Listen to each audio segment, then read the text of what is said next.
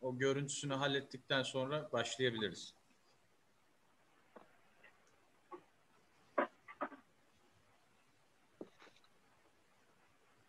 Bir de Müslüm Bey vardı. O da bağlanacak.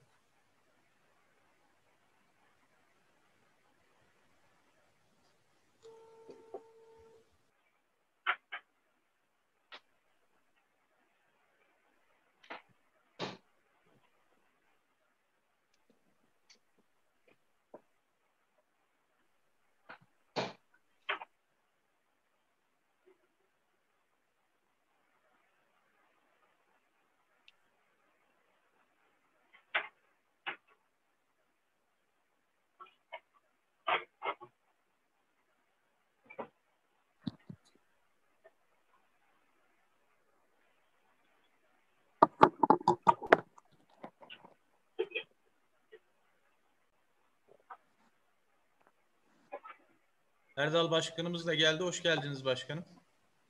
Hoş bulduk. Teşekkür ediyorum.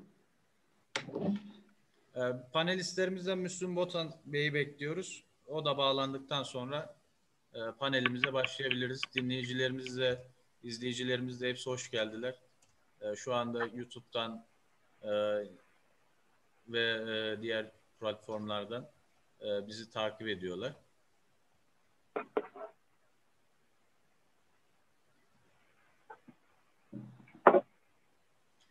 Şükrü Hocam, şer kısmını başkanımızın konuşması bitene kadar Tamam. kapatabilirsek ondan sonra size söz hakkı vereceğim zaten. Tamam, kapatıyorum. Konuşmacımız sizsiniz.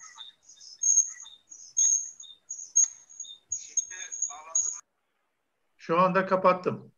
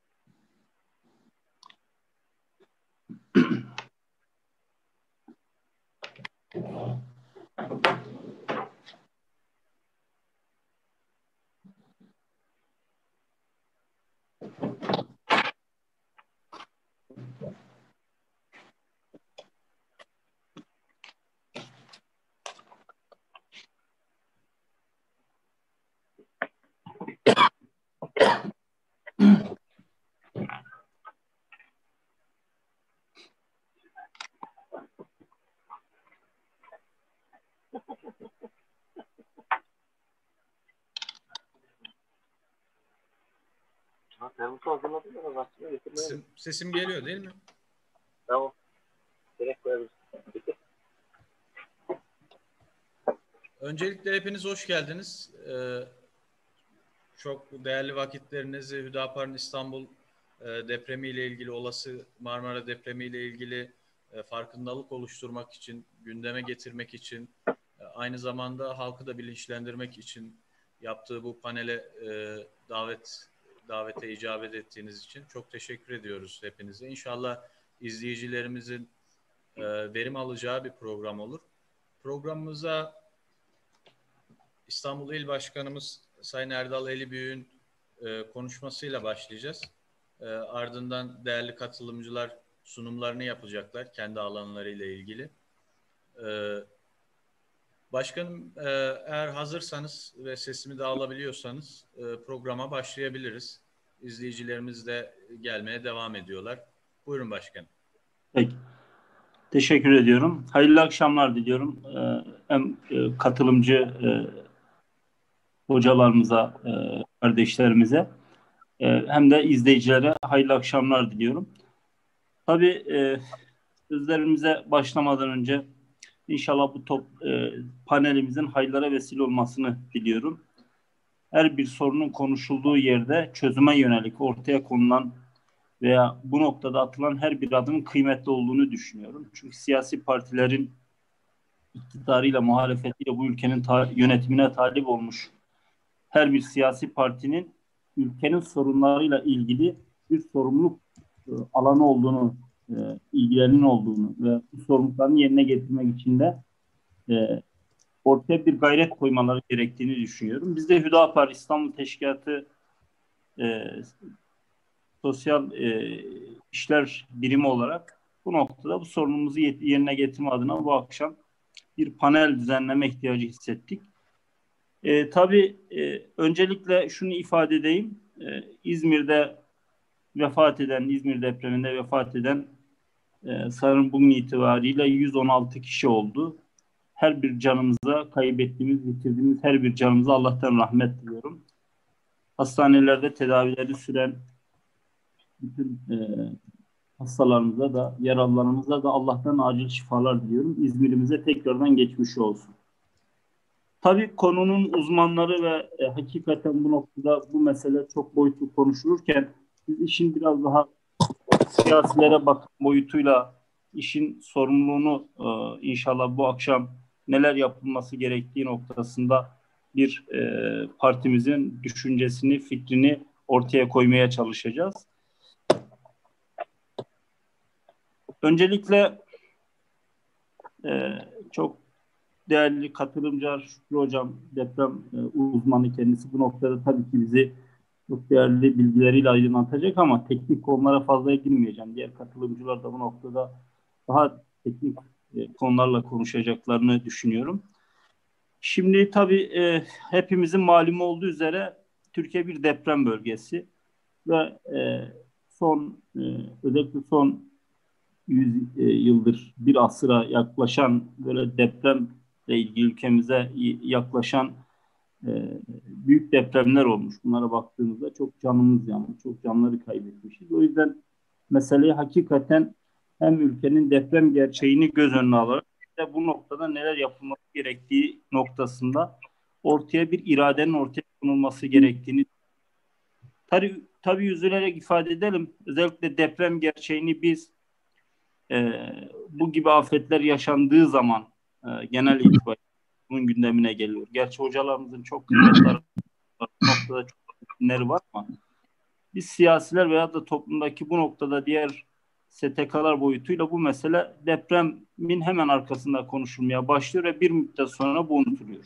Özellikle yerel belediyelerden başlayarak iktidara bakan boyutuyla çok önemli sorumlulukları var bu noktada. Bu sorumluluk özellikle 99 depreminden sonra bunların çok yerine getirildiğini görüyoruz. Şimdi tabii konuşurken sıradan bir şehirden bahsetmiyoruz. İstanbul özelinde konuşacağımız bu deprem meselesinde İstanbul'un hem ekonomik hem siyasi hem güvenlik birçok boyutuyla bu meseleyi ele almak. Ne acıdır ki aslında adım adıma yaklaşan bir İstanbul depremi var. Bir gerçeği var. Yani olabilir ihtimalini konuşmuyoruz. Olacağı konuşuyoruz biz. İstanbul'da deprem olabilir mi acaba? Deprem olsa ne olur? Gibi bir takım komplo teorileri veyahut da bir takım olma ihtimali çok düşük ihtimalleri konuşmuyoruz. İstanbul'un bir deprem gerçeği var. Bu yakın zamanda olabilir veya artık belki yıllara yayılan yıllar sonra gerçekleşecek bir deprem gerçeği var. Ama her halükarda biz bu deprem gerçeğini göre olmamız gerektiğini düşünüyorum. Ve bütün yapılanmayı, şehrin yapılanmasından kentsel dönüşüme varana kadar bu gerçeklik üzerinden meseleye yaklaşılması lazım. Ve bu deprem gerçeği konuşulurken hatta ne kadar ölüm gerçekleşeceği üzerinden de istatistikler. O yüzden mesele çok ciddi ve üzerinde özellikle yerel belediyelerinden başlayarak merkezi hükümete düşen çok önemli sorumluluklar var. Hani diyoruz ya başta ifade ettiğim gibi İstanbul'u konuşurken herhangi bir şehirden bahsetmiyoruz. Bakın Türkiye'nin yaklaşık 1/4 nüfusunu bünyesinde barındıran bir şehrimiz var. Türkiye ekonomisinin %30'una tekabül eden bir ekonomik katkısı olan bir şehirden bahsediyoruz. Yine gayrimilli safi hasılaya büyük oranda katkısı olan bir şehirden bahsediyoruz.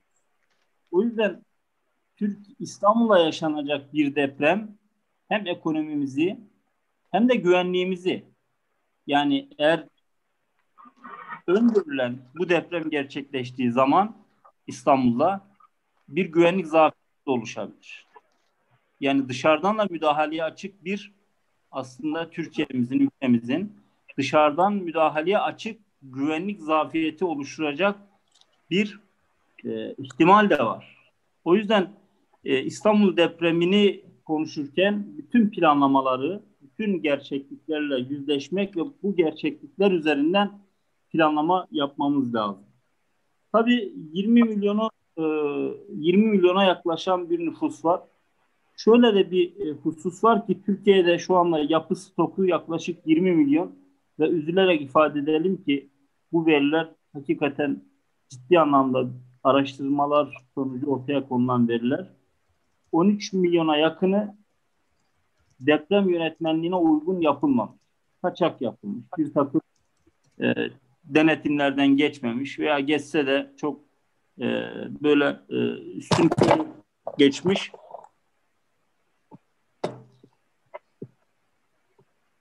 geçmiş bir denetimsizlik var. O yüzden biz İstanbul'da ciddi anlamda tekrardan bir yapılaşmaya, var olan yeni yapılaşmaların depreme uygun hale gelmesi ve bunun yanı sıra da kentsel dönüşümün çok hızlı bir şekilde devam etmesi lazım. 99 depreminden sonra bu noktada her ne kadar bir takım çalışmalar yapılmış olsa da biz bunu görüyoruz ama çok istenilen düzeyde değil veya bu noktada hakikaten daha çok mesafe kat etmemiz gereken yol olduğunu düşünüyorum. O yüzden ben bu bana ayrılan bu sürede iki hususu dile getirmek istiyorum. Biz daha çok toplum olarak veya televizyonlarda son zamanlarda İzmir depreminden sonra konuşulan veya tartışılan meselelere bakıyoruz. Deprem anında veya deprem sonrasında neler yapmamız gerektiği ağırlıklı olarak bu konuşuluyor. Tabii bunu söylemek çok içimizi acıtıyor ama tabiri caiz ise yani depremde insanlarımız öldükten sonra nasıl yerin enkazın altından çıkarabiliriz veya nasıl işte bu enkazı kaldırabiliriz? Ya bu noktada gerek arama kurtarma ekipleriyle gerekse toplanma alanlarıyla bir takım veriler veriliyor ama aslında biz deprem öncesi atılması gereken adımlar noktasında ciddi anlamda eksikliklerimizin olduğunu düşünüyorum. Hem merkezi hükümet boyutuyla da hem de belediyeler boyutuyla. Tabii İstanbul'daki meseleyi, deprem gerçeğini iki hususta ele almak lazım. Bir,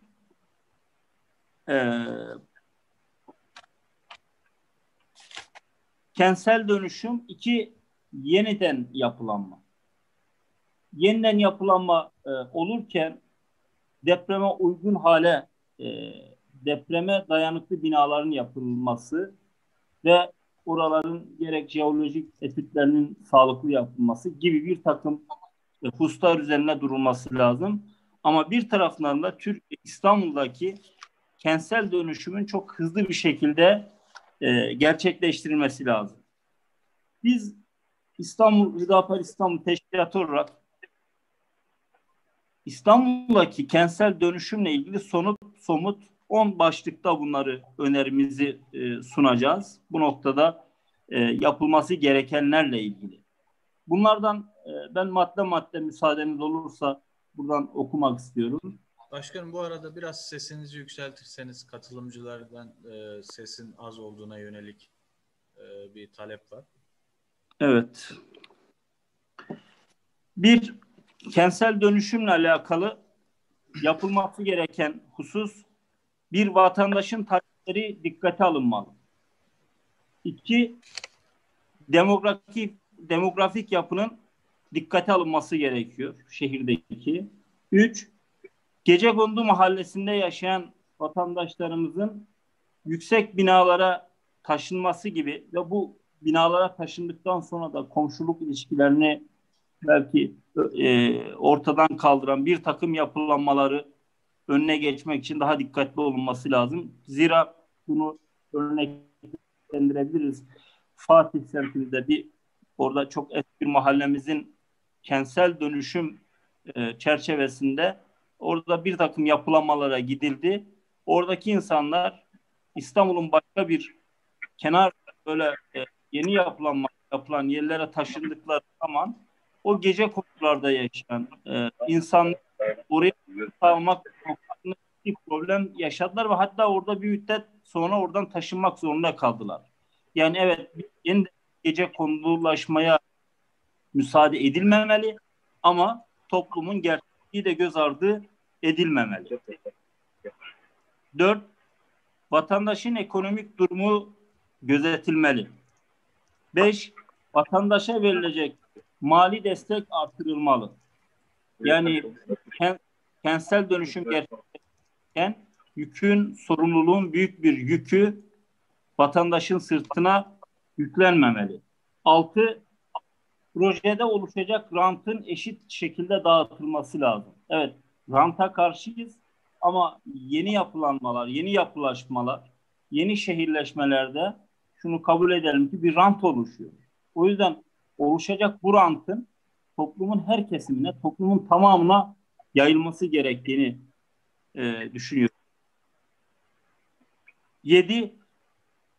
Bunu sürekli Cumhurbaşkanı da ifade ediyor. Dikey mimariden daha ziyade yatay mimari tercih edilmeli. 8.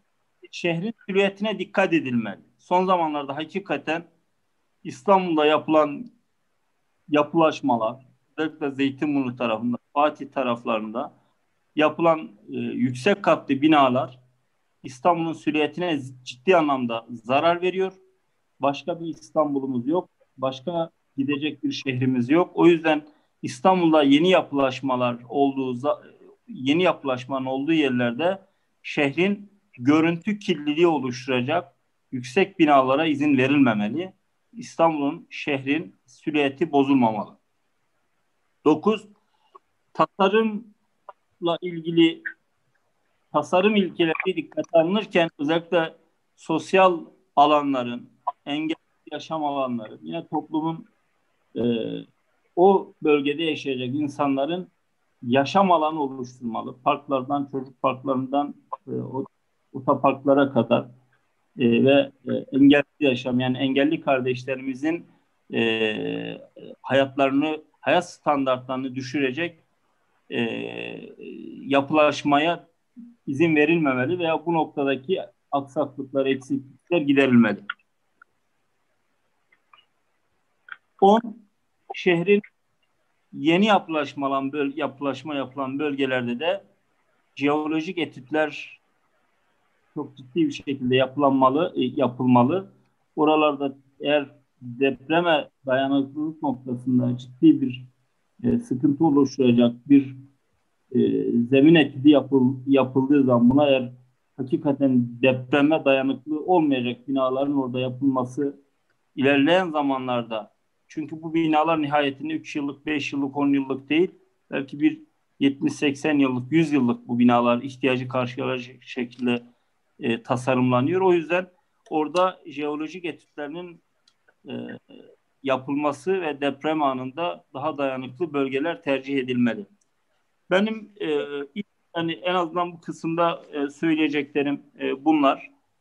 Tabii ki tekrar söylüyorum, bize siyasilere düşen sorumluluklarla bilimsel anlamda, teknik anlamda ortaya konulması çözüm önerileri buradaki çok değerli, kıymetli hocalarımıza aittir. Biz genel itibariyle gördüğümüz eksiklikler ve olması gerekenler noktasında bir düşünce ortaya koyarız. Bunlar inşallah umarım ki bilimin ışığında da özellikle bu yeni yapılaşmalar, özellikle kentsel dönüşümdeki yapılan bu atılacak adımlarda bu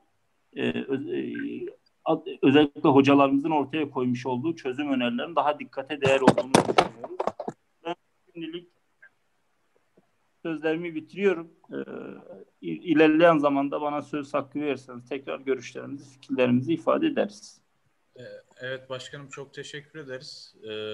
İnşallah diğer konuşmacılar, değerli hocalarımız da konuşmalarını yaptıktan sonra bir genel bir değerlendirme çizmeniz için son söz olarak size sözü vereceğiz. Evet başkanımızı dinledik. Şimdi Profesör Doktor Şükrü Ersoy hocamızın bir sunumu var bize. Olası Marmara depremini anlatacak. Hocam buyurun, söz sizde. Mikrofonunuzu açabilir misiniz? Buyurun. Tamam, teşekkür ediyorum. Şu sunumu öncelikle paylaşayım şuradan. Neden görünmüyor? Share kısmı görünüyor mu hocam sizde? Görünüyor da görünmüyor. Benim sunum görünmüyor. Biraz önce yapmıştık. Bir saniye açıyorum. Bir saniye bakayım. Tamam hocam. Biz bekleyelim bu arada. Tamam. Dur bakayım. Şimdi olması gerek. Burayı kapatayım. Tamam. Şöyle olduğunu sanıyorum. Evet.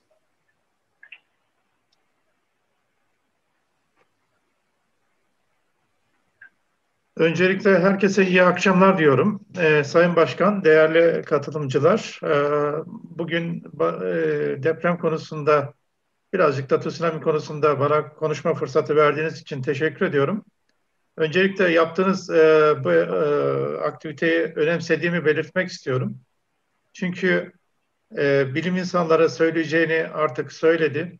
O bakımdan siyasilerin bu konuda bizlere yardımcı olması gerekiyor. Topluma bunu anlatma hususunda bir imar barışı olmuştu. Ben bu eylemin de siyasi afet barışı olmasını temenni ediyorum. Yani tüm siyasi partilerin kol kola girerek memleket meselesinde, bu milli meselede yan yana olmalarını temenni ediyorum. Bu çok önemli bir şey. O bakımdan ben size bunu iyi anlatabilirsem sizin de aktarmanız daha kolay olabilir. Bir işbirliği olabilir ve bizlerin hep söylediği gibi, sadece benim değil, diğer arkadaşlarımın da, bu bir siyaset üstü bir konudur.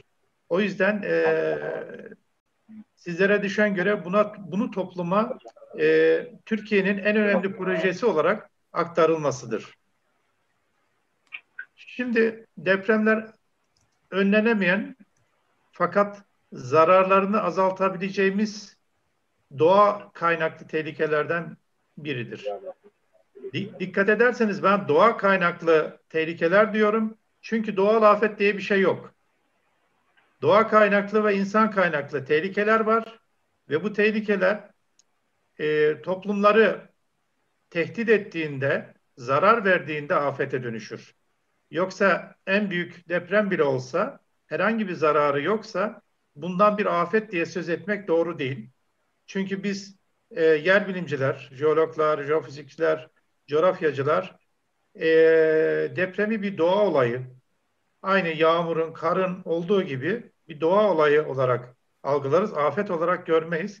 Ancak özellikle insani hatalardan kaynaklı olarak afete dönüşmektedir.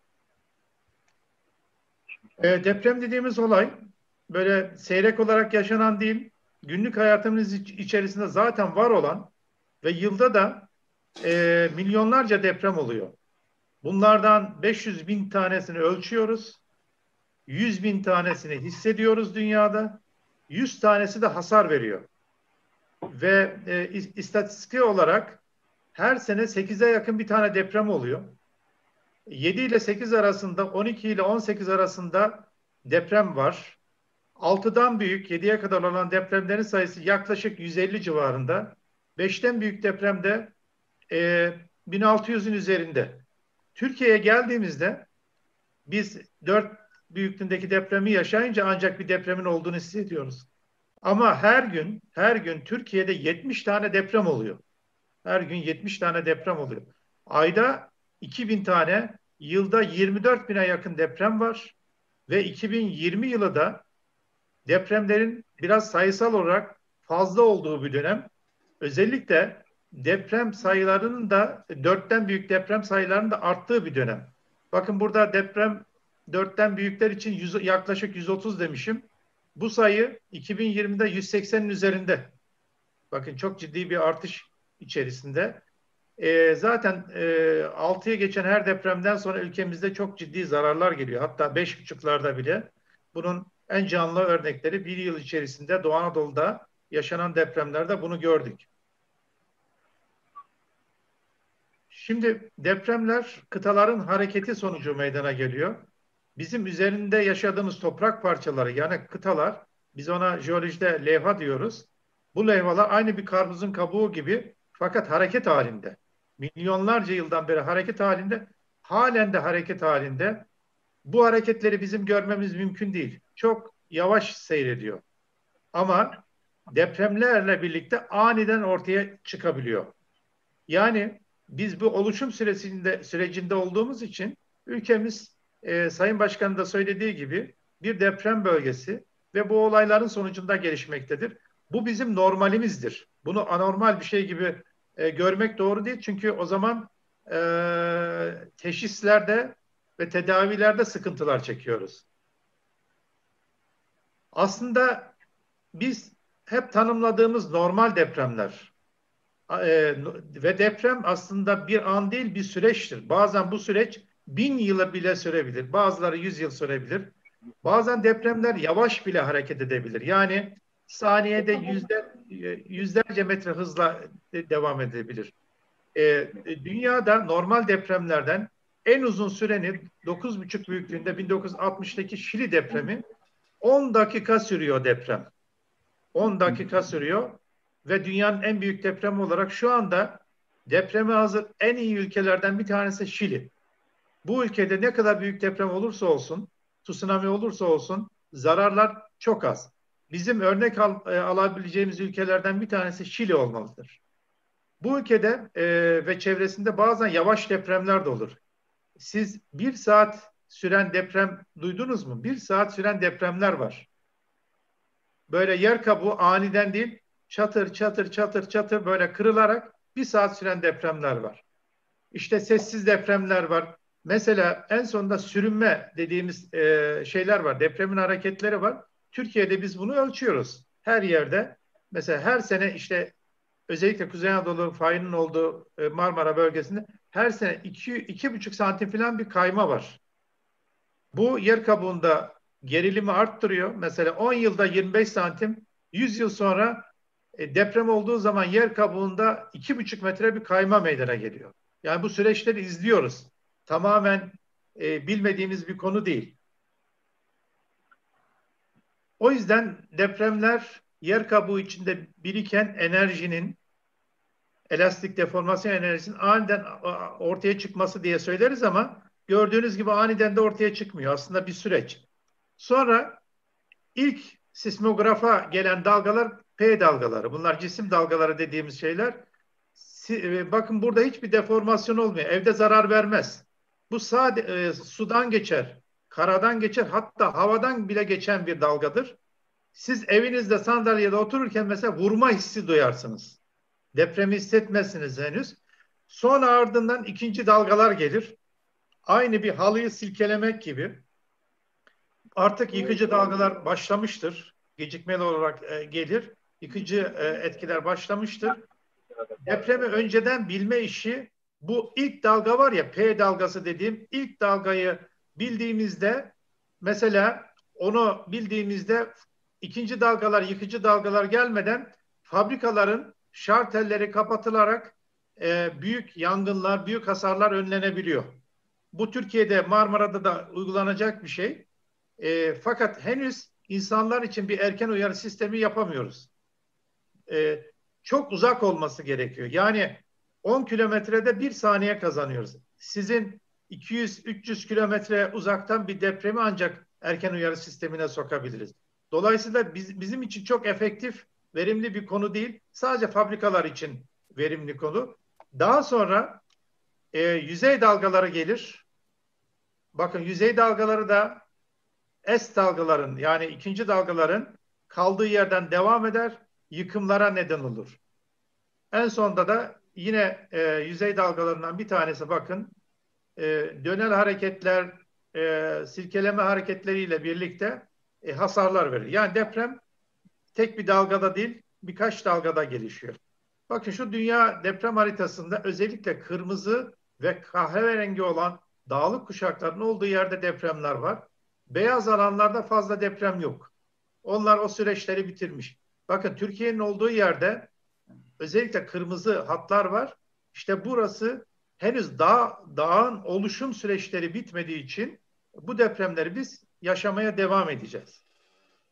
Görüyorsunuz bu haritada da Akdeniz bölgesinin deprem kuşakları, kırmızı bölgelerin hepsi, bakın Yunanistan'da, İtalya'da, İspanya'nın güneyinde, Afrika'nın kuzeyinde ve Türkiye'de yoğun bir deprem yeri var ve bu konuda da tarihsel dönemde de sabıkalı pek çok olay var. Bu nasıl oluyor? Bu nasıl oluyor? Güneyde Afrika ve Arap levhasının hareketi, kuzeyde de Avrupa ve Asya'nın hareketiyle birlikte ortada sıkışan bir bölge var. Biz bu sıkışan bölgedeyiz. Dolayısıyla bu sıkışma bize zaman zaman depremle yüz yüze olmamızı getiriyor. Türkiye'nin kader çizgileri olan fay zonları var. İşte sizin de bildiğiniz gibi Kuzey Anadolu fayı, Doğu Anadolu fayı, işte Güney Ege'de fay bölgeleri var. Batı Anadolu'da fay bölgeleri var. Bunlar deprem zonları. Ama şu bölge Türkiye ile direkt ilgili değil ama dolaylı olarak çok büyük bir deprem oluşturan bölge. Şu Güneybatı Anadolu, Girit ve Rodos'un burada 8.6'ya kadar çıkan büyük depremler var. Yani Şili'deki, Japonya'daki, efendime söyleyeyim, Endonezya'daki depremler şu aynı buradaki depremlerle aynı.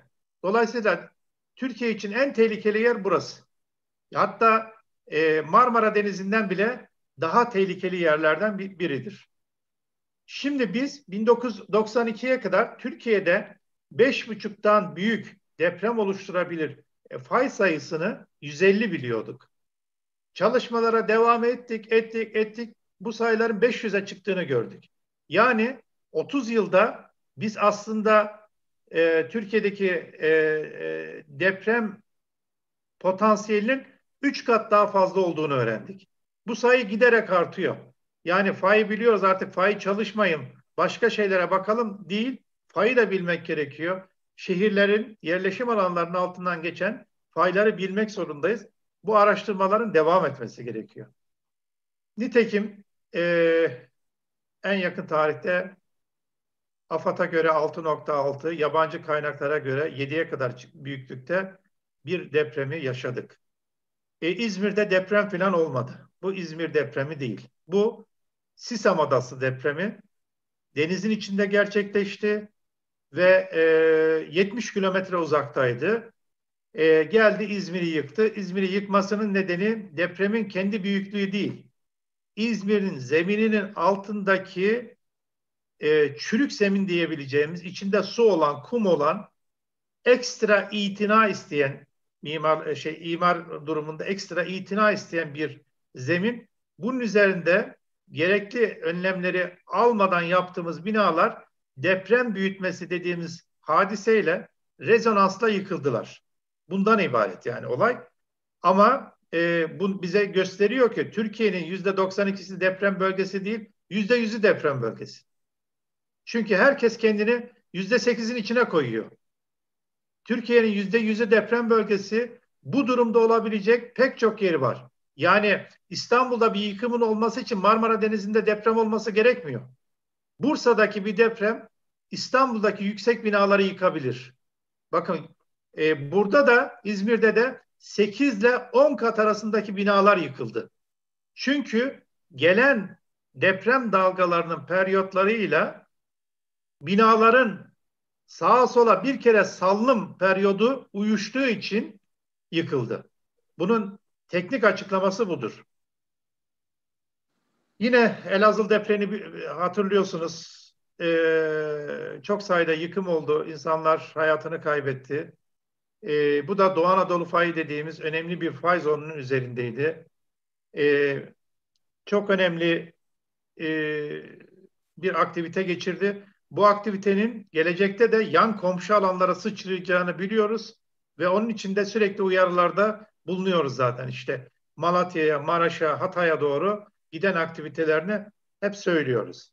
Çünkü bu transfer işi. Yani gerilim transfer ederse komşu alanlara oralarda depremler olacaktır. Bu Türkiye'nin 2018 yılında hazırlanan Türkiye deprem tehlike haritaları. Kırmızı bölgeler özellikle en yoğun olan fay zonlarının olduğu yerler. Burada önemli yıkımlar oldu, olacak, kaçınılmaz. Bakın burada bir Doğu Anadolu fayı var. İşte Elazığ depreminin olduğu yer. Bu da 600 kilometre uzunluğunda Bingöl ile Hatay arasında önemli fay zonlarından bir tanesi. İşte biraz önce söylediğim Elazığ depremi burada meydana geldi. Geçmişte de bakın bu da Ölüdeniz fayı. Ta Kızıldeniz'e giden bir fay bu. Burası da ayrı çalışıyor. Bakın 1822'de deprem var burada. 1860'lı yıllarda, sonra 72'de, sonra 1874'te, 1875'te, 93'te. Bakın transferi görüyor musunuz? Gerilim transferlerini 1905'te, 1949 galiba orası. Ben tam göremiyorum. 1960'lı yıllarda, sonra bakın 1900'lü yıllarda 1971, sonra 2003, sonra 2010, sonra 2020. Bakın batıya doğru gidiyor bir hareket. Bu devam edecek Doğu Anadolu'da. Şimdi batıda da Manisa, Akhisar civarlarında depremler oldu. Bence bu iyi depremlerden bir tanesi. Büyük deprem olmadan çok sayıda 4'ün üzerinde deprem olarak buradaki enerji boşaldı. O dönemde dedim ki burada büyük deprem olmayacak çünkü ama sadece bu fay zonu için konuşuyorum. Çünkü buradaki enerji boşaldı. Ve nitekim burada deprem olmadı. İlk defa ben burası için yavaş deprem terimini kullanmıştım. Çok net bir durumdu çünkü. Türkiye'yi ilgilendiren en tehlikeli yer şurası dedim. Yani Güneybatı Anadolu dedim. Bakın şurada bir dalma batma zonu var. Afrika levhası burada dalıyor ve yukarıda depremler oluyor. Girit ve Rodos'un altına dalıyor. Şurada Akdeniz'in en derin çukuru var. Bu 4500 metre derinliğinde bir çukur. Çok derin bir çukur ve tehlikeli bir çukur. Dolayısıyla Güneybatı Anadolu'da büyük hasarlar verebilir. Bakın bu da onun 3 boyutlu görünüşü. Akdeniz'in içinde Afrika kıtası Anadolu'nun altına, Ege'nin altına dalıyor. Bakın şu Girit adası. Burada şöyle tehlike var, üçlü tehlike var. Büyük depremler olur. Hemen akabinde volkanlar faaliyete geçebilir ve büyük tsunamiler olabilir. O yüzden Türkiye'nin en tehlikeli yeri burası. Şimdi Kuzey Anadolu fayına gelelim. Kuzey Anadolu fayı da doğuda Bingöl'den başlayıp Marmara'ya kadar gelen, hatta Saros Körfezi'ne kadar giden bir deprem zoru. Çok önemli depremler, 8'e yakın büyüklükte deprem yaratabilir ki 1939'da o deprem oldu. Bakın tarihlere dikkat edin. 1939, 1942, 1943, 1944, arada 1951, 1957, 1967, 1912 Saros Mürefte depremi. Bakın bir batıya doğru bir transfer var. Sonra ne oldu? 1999. Neresi kırılmadı efendim? Görüyorsunuz arada kırılmayan bir bölge var. Marmara. Yani Marmara'da mutlaka bir deprem olacak. Bu gerçeklerden bile yola çıkarak söyleyebiliriz. Bakın Marmara'nın içinde 3 tane derin çukur var. Üçü de 1000 metreden daha derin, 1200 metreye varan. Burada biz neyi biliyoruz? Bakın çok bilimsel konuşmak gerekmiyor. Batı'da 1912 depremi var. Ucu Marmara'nın içine kadar girmiş bir fay zonu. Doğu'da da İzmit Körfezi'ne kadar gelen 1999 depremleri var. Bize teknik bilgiler şunu söyler. Bu depremlerin oluşturduğu fayın uçları gerilimde. Bakın soru işareti olduğu yerlerde gerilim var. Buralarda deprem olabilir. Nitekim 5.8 büyüklüğünde 2019'da 26 Eylül'de olan depremden sonra hepimiz çok endişelendik bilimsel olarak. Çünkü deprem kaldığı yerden devam edecek. Nitekim 5.8 bile yıkımlara neden oldu. Haberleşmede kesilmelere neden oldu. Ve kaygılandık. Acaba büyük deprem burada mı olacak diye. Ama bugün olmadıysa bile bu hat üzerinde, yani şu sarı bölge mutlaka kırılacak ve 7'den büyük deprem oluşturacak. Bunun için kahin olmaya gerek yok. Tarihsel süreçlere de bakarsanız bunu göreceksiniz. Ve İstanbul'da 7'den büyük depremlerin bir yıl içerisinde 2 kere tekrarlanması bile olasıdır. Çünkü bunu 1999'da yaşadık zaten. Kocaeli 3 ay sonra da Düzce depremi oldu. Sayın Başkan da çok iyi açıkladığı gibi bu bakımdan Marmara nüfus potansiyeli, yapı stoğu açısından önemli bir yer. Biz bunu Marmara depremi çok önemli derken Anadolu insanından daha kıymetli olduğu için değil. Burası önemli bir tedarik zinciri. Asya ile Avrupa arasında bir bağlantı zinciri. Gayri safi hasılanın önemli bir kesimi buradan elde ediliyor. Dolayısıyla hakikaten bu bizim bir milli güvenlik sorunumuzdur. Bu bakımdan burada bir milli seferberlik olması gerekir diye düşünüyoruz. Çünkü çok maliyetli bir iş. Çok maliyetli bir iş. Bakın bu İstanbul'un daha doğrusu Marmara'nın jeolojik haritası. Elbette herkesin bunu anlamasını beklemiyorum. Farklı renkler bize farklı zeminleri ifade ediyor. Yani şöyle sadeleştirirsem ben çok basitinden, İstanbul şimdiye kadar depremlerini şu bölgede yaşadı. Şu bölge Anadolu yakası bakın da var. Bir de Haliç'in kuzeyine doğru şu bölgeler Türkiye'nin en sağlam zemini. Ama dere yataklarını kastetmiyorum. Genel olarak konuşuyorum. Parsel bazında konuşmuyorum. Sarı bölgeler ise çürük. Yani deprem dalgalarını binalara daha çok aktarabilecek bir zemin. Dolayısıyla biz şimdiye kadar depremleri merkezde sağlam kayaların üzerinde yaşadık. Şu sarı bölgelerde yaşamadık. O bakımdan şu cümleyi kurabiliriz. Gelecekteki depremler geçmişten daha yıkıcı olacak. Bakın buna altını çizelim.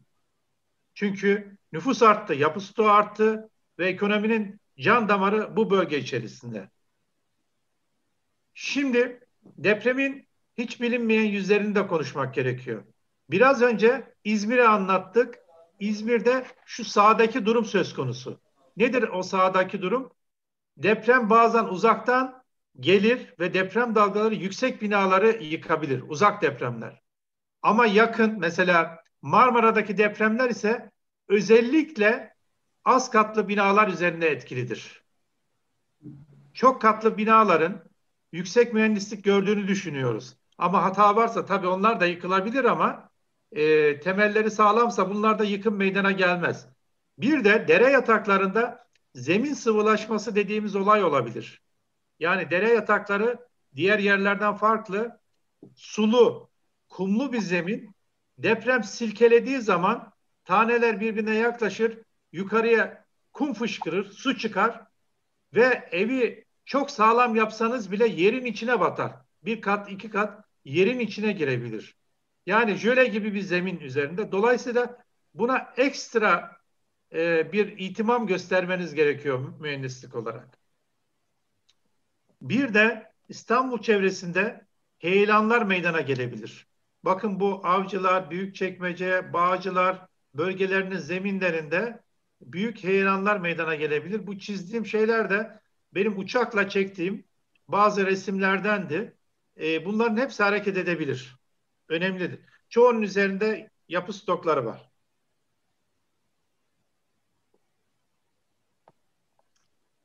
Peki İstanbul tarihi yapıları çünkü şehir efsanesi var. O nedir? Diyorlar ki İstanbul'da bir sürü tarihi yapılar var. Hepsi ayakta. O yüzden bu yer bilimciler uyduruyor. Deprem İstanbul'u etkilemez. Böyle bir gerçek doğru mu acaba? Şehir efsanesini açıklayalım o zaman. Mesela hatta derler ki surlar da savaşlarda yıkıldı. Yıkılmadı depremde diye. İstanbul ve çevresi medeniyetlerin beşiği medeniyetler olduğu için bunlar hep yazılı kayıtlarda da var. Hala izleri de var. Bakın İstanbul'da 5. yüzyıldan itibaren surlar defalarca yıkılıyor, onarılıyor. Yıkılıyor, onarılıyor. Bakın tarihlerin hepsi var. En son 1894 depreminde surlar yıkıldı. Peki diğer yapılara bakalım. Fatih Camii en son 1894 depreminde yıkıldı. Ama Büyük Kıyamet denilen işte 1509 depreminde de hasar gördü. Ondan sonra da hasar gördü. Yani yapıldığı zamandan günümüze kadar defalarca hasar gördü. Diğer bir yapı Ayasofya. Ayasofya bir deprem kataloğu gibi bir bina. Deprem kataloğu gibi. 360'ta başlayan yapımından sonra yine defalarca yıkımlar var. Yeniden yapımlar var. Bunların neler olduğunu çok iyi bildiğimiz için İstanbul'da kültürel yapıların depremlerden çok etkilendiğini buradan dolayı biliyoruz. Bakın 1509 en büyüğü bu. İstanbul'un yaşadığı depremlerin içerisinde en büyüğü bu. Çok önemli yıkım ve ölüm var. O zaman da fotoğraf olmadığı için bu tür çizimlerden bunları şey yapıyoruz. 1556 depremi. Bakın hep şey yapılmış, çizilmiş. 1754 depremi.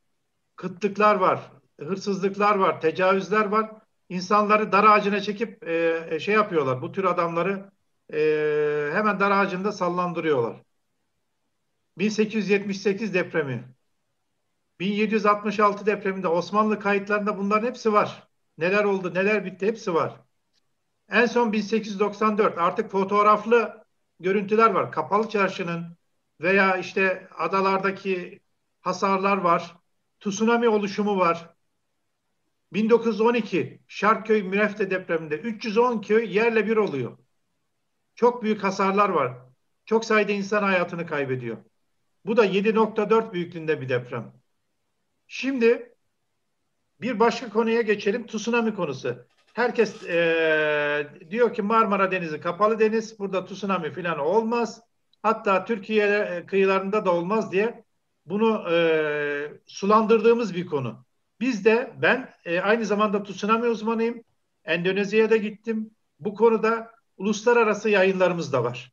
Dolayısıyla bu konuda konuşma hakkım var ve gerçeği söyleme hakkım var. İnternete girip bakarsanız bizim yıllardan beri söylüyorduk. Nitekim işte Seferihisar'daki tsunami'yi bunun çok açık kanıtı oldu. Marmara Denizi'nin içerisinde de tarihsel dönem içerisinde tsunami'ler var. Kazdık, izlerini bulduk, tarihlendirdik. Bu açıdan İstanbul deprem ve tsunami gerçeği var. İstanbul Büyükşehir Belediyesi'nde de çok önceden 50'ye yakın senaryoyla bir deprem olursa ne kadar yükseklikteki dalgalar hangi kıyıya ne kadar zamanda gelir bunun senaryoları da yapılmış durumda ama sakının planlarımız biraz eksik. Bakın Sisam depremindeki görüntüler bunlar. Şunlara bir bakalım.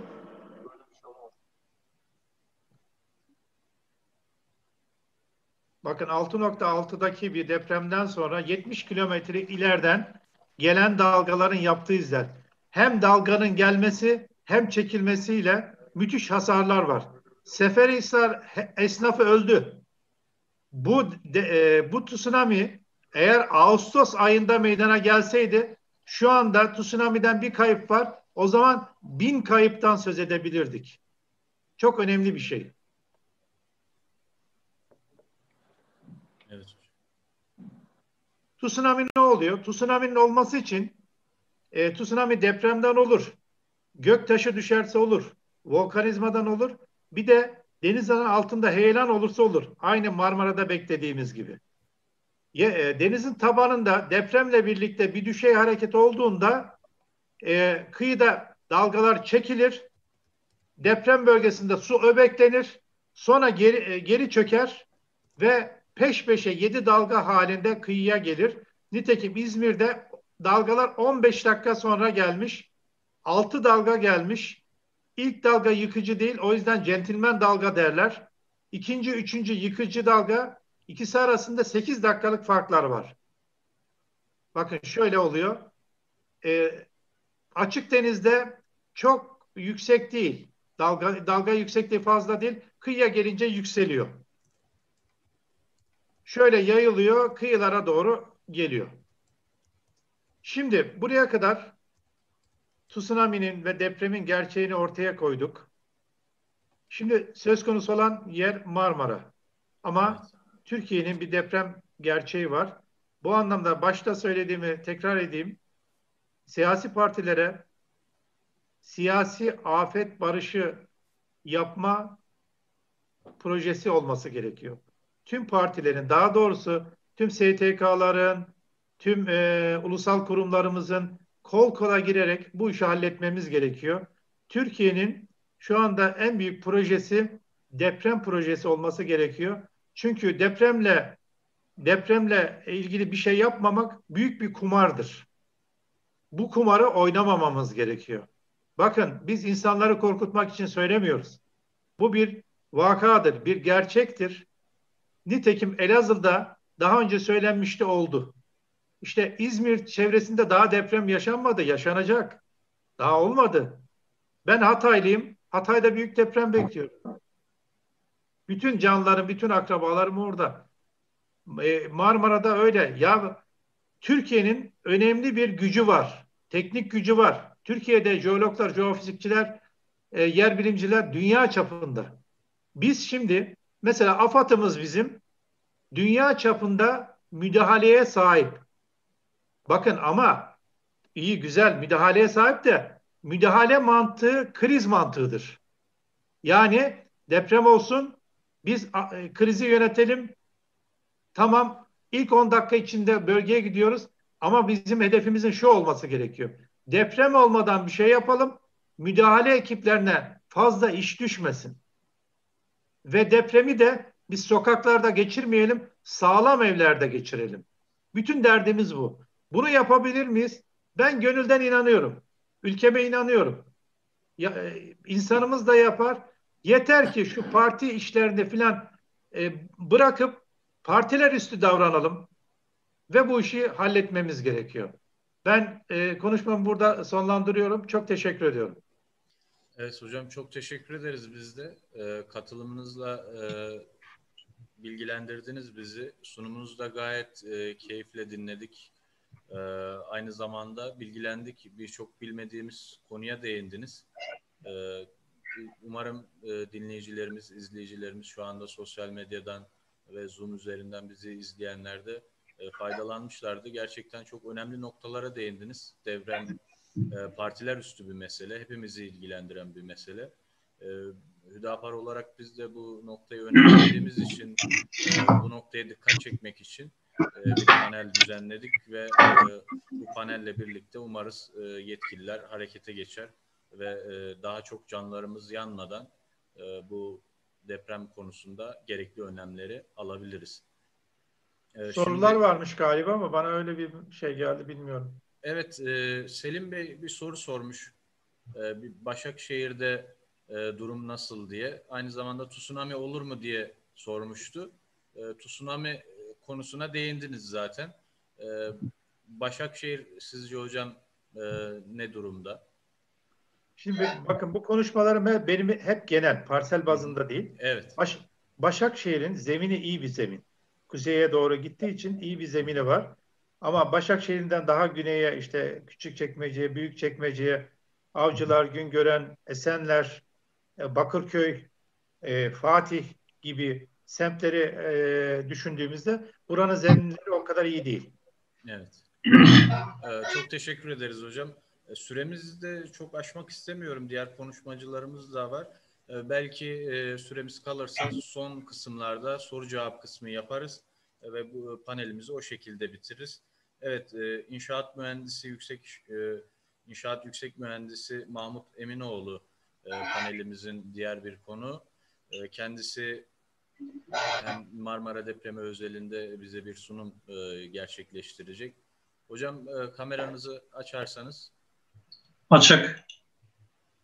Evet, diğer panelistler görüyor mu acaba? Ben göremedim. Ben de göremiyorum. Evet. Göründü mü? Bir gelip gidiyor hocam. Şimdi açık mı? Yani sesiniz açık ama şu anda görüntünüzü göremiyorum. Biraz geç mi geliyor acaba görüntü? Bekleyelim.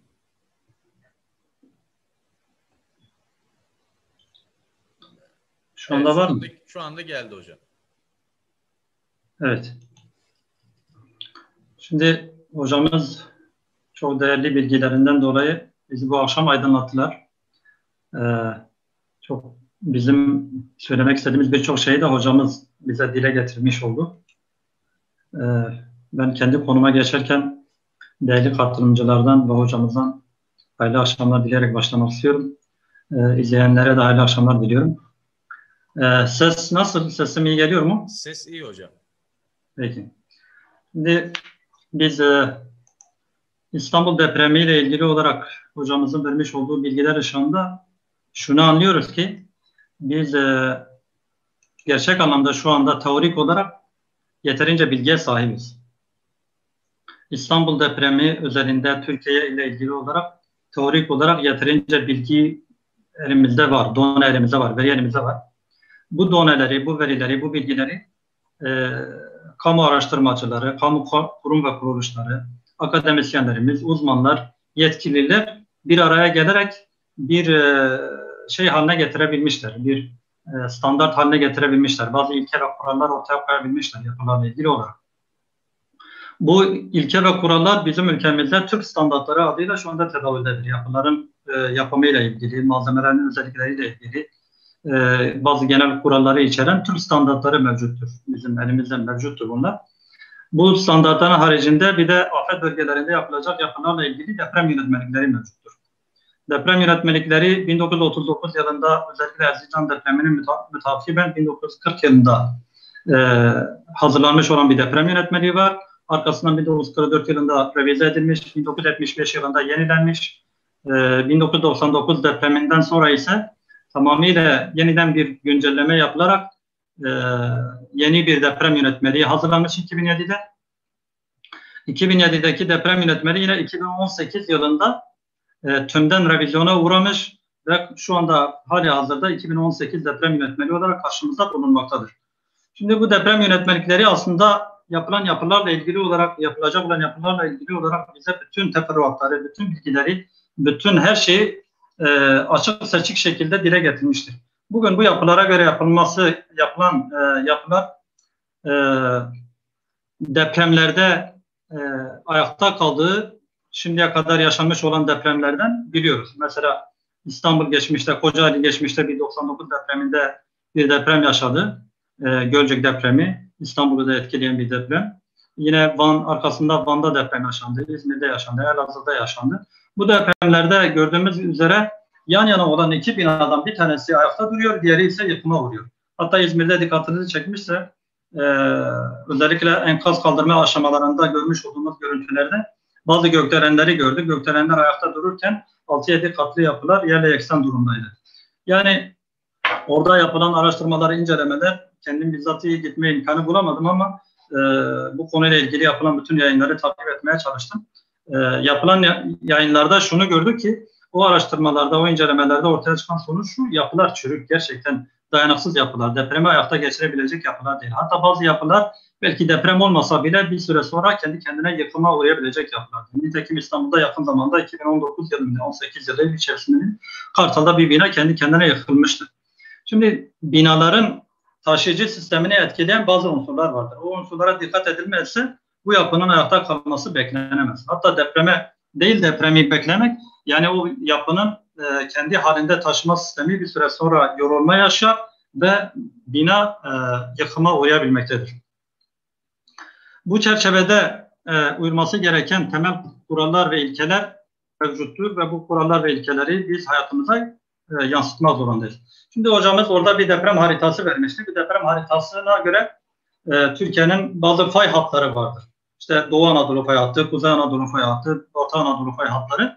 Bu fay hatları üzerinde yerleşim alanlarımız mevcuttur. Yani Türkiye'nin bütün yerleşim alanları bu alanlarda yoğunlaşmıştır. Türkiye'nin %92 olarak kabul edilen yerleşim alanları nüfusun da %95'inin bu yerleşim alanları üzerinde, bu fay hatları üzerinde olduğu kabulüyle dikkate almamız gereken bir çalışma yapılmış.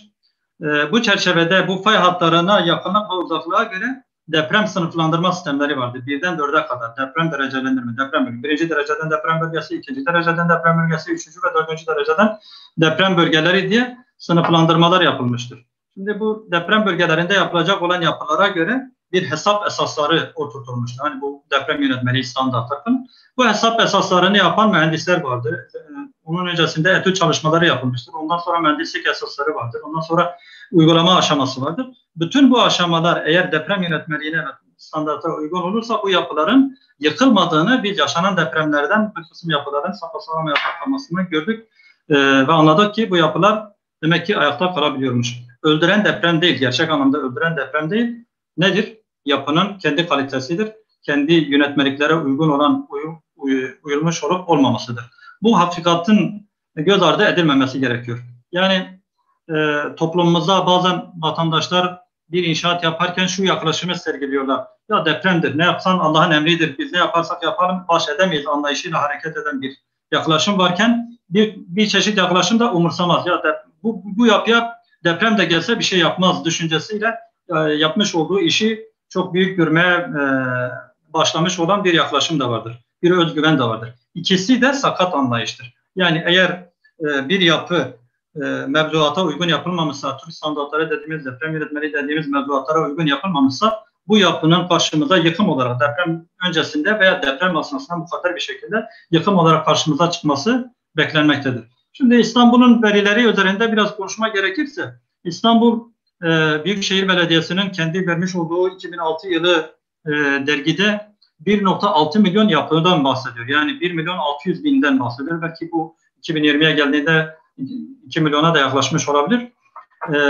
Bu yapıların 600 bin adeti 2000 öncesi yapılardır. 2000 öncesinde yapılan bu yapılar bize çok güven vermemektedir. Niye güven vermemektedir? Çünkü 2000 öncesinde yapılan yapılarda hazır beton yoktu. Yani hazır beton uygulaması Türkiye genelinde yaygınlaşmamıştı. Demir istenilen standartlarda değil. Şu anda inşaat demiri nervürlü demir, çelik demir olarak karbon oranı daha yüksek demirler kullanılmaktadır. Bu demirlerin şu anda kullanılan demir ST37 çelik kullanılırken daha önce daha bir demir kullanıyordu. Çelik kalitesi düşük olan bir demir kullanıyordu. Bu şeyden dolayı malzemeden dolayı zaten tasarım olarak yapılar çok güçlü değildi. Artı tasarım da 1975 deprem yönetmeliği o günkü şartlar içerisinde belki bazı şeyler tam oturamamıştı bilgi ve teorik olarak. Mesela tasarımda C16 beton dediğimiz beton kullanıyorlardı. C16'nın izleyiciler için açıklamasını yapayım. 160 kilogram bölü santimetre kare dayanıma sahip betondan bahsediyoruz. Bu beton bugün mesela C30 olarak yani 300 kilogram bölü santimetre kare inşaata yönelik olarak beton yapılabilmektedir bugün. Bugün yapılan bu imalatlar daha önce yani 2000 yılı öncesinde daha düşük kalitede yapılıyordu. Dolayısıyla 2000 yılı öncesi yapıların denetimiyle ilgili sıkıntılar vardı. Kontrol mekanizmasıyla ilgili sıkıntılar vardı. Bu sebeplerden dolayı 2000 yılı öncesi yapılarla ilgili olarak sürekli bir şüphe vardı, bir tereddüt vardı. Bugün bir İstanbul genelinde bir çalışma yapılacak olursa ilk etapta yapılması gereken testler ve deneyimler 2000 yılı öncesi yapıları kapsayacak şekilde, onları ilk planda elden geçirecek şekilde bir denetleme ve incelemeye ihtiyaç vardır. Mesela İstanbul'da yine bahsetmiş olduğumuz sayı itibariyle 15,5 milyon insan, hocamız da bundan bahsetti, Türkiye'nin popülasyonunun yoğun olduğu, demografisinin çeşitlilik arz ettiği bir şehir olarak, bir de finans merkezi olan bir şehir olarak çok önemli bir noktadadır. Bu anlamda 15,5 milyon insan merkezde ve etrafındaki il ve ilçeler hesaba katıldığında belki 20 milyon insanı etkileyecek bir depremden bahsedilmektedir. Yani varsayılmaktadır bu deprem. 20 milyon insanın bu depremden etkileneceği varsayımıyla İstanbul'un depremi gerçekten büyük bir önem arz etmektedir. O anlamda çok acil şekilde İstanbul'la ilgili girişimlerin başlatılması, Sayın Başkan'ın belirtmiş olduğu gibi bir hareketin başlaması gerekmektedir. Gerçi bu konuda bazı etütler de yapılmış bulunuyor. Adrese dair olarak bazı çalışmalar yapılmış bulunuyor. Ve önemli olan bu çalışmaların şu anda sahaya yansımasıdır. Niye sahaya yansımıyor? O konuyla ilgili zannederim devlet yöneticileri, idareciler bu konuda geçmişe, geleceğe yönelik olarak uzun vadeli bir yapılanma içerisine girmeleri kendileri açısından bir şey olarak görünmüyor. Kazanç olarak görmüyorlar bu konuyu.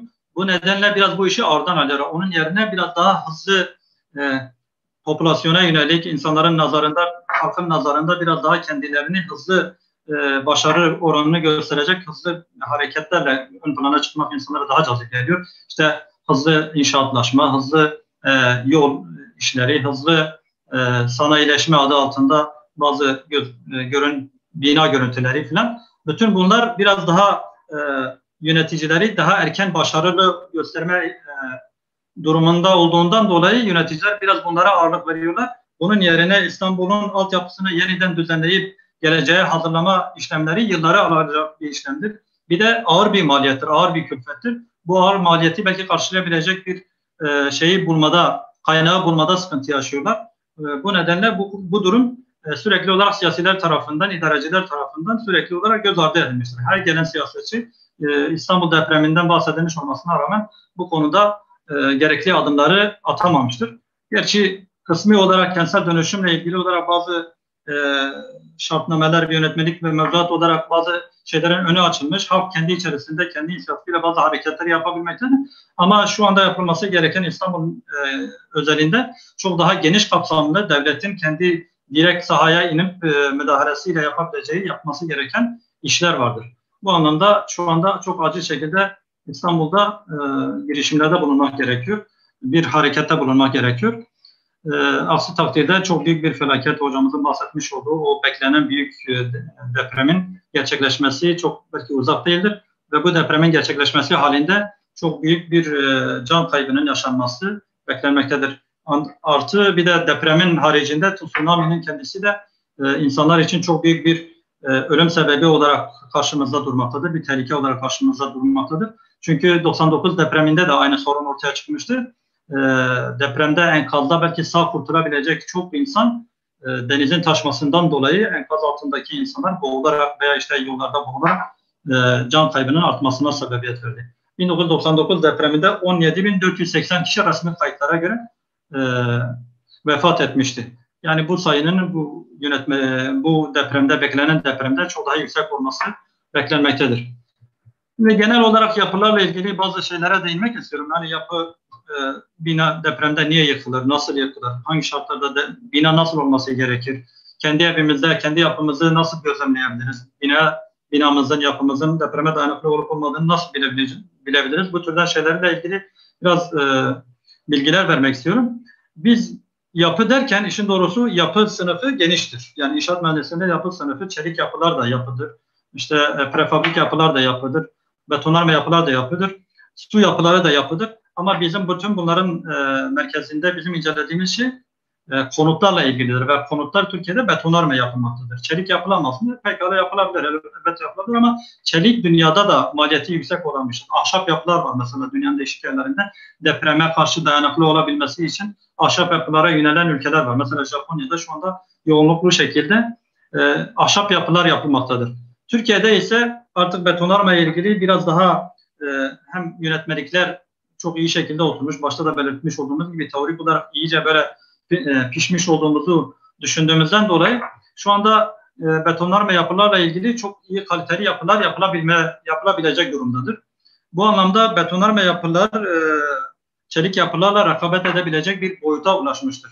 Bunu göz ardı etmeden betonarme yapılarla ilgili olarak şunları söyleyebiliyoruz. Betonarme yapının özellikle su yalıtımı hususu, yani sahile yakın olan, denize yakın olan bölgelerde en tehlikeli şey betondaki demirin ana iki unsuru var. Özellikle betonarme yapıların. Beton ve demirden, taşıyıcı sistem beton ve demirden ibarettir. Beton ve demirin kalitesi bütün binanın kalitesini etkiliyor. Daha doğrusu bina o beton ve demirle ayaktadır.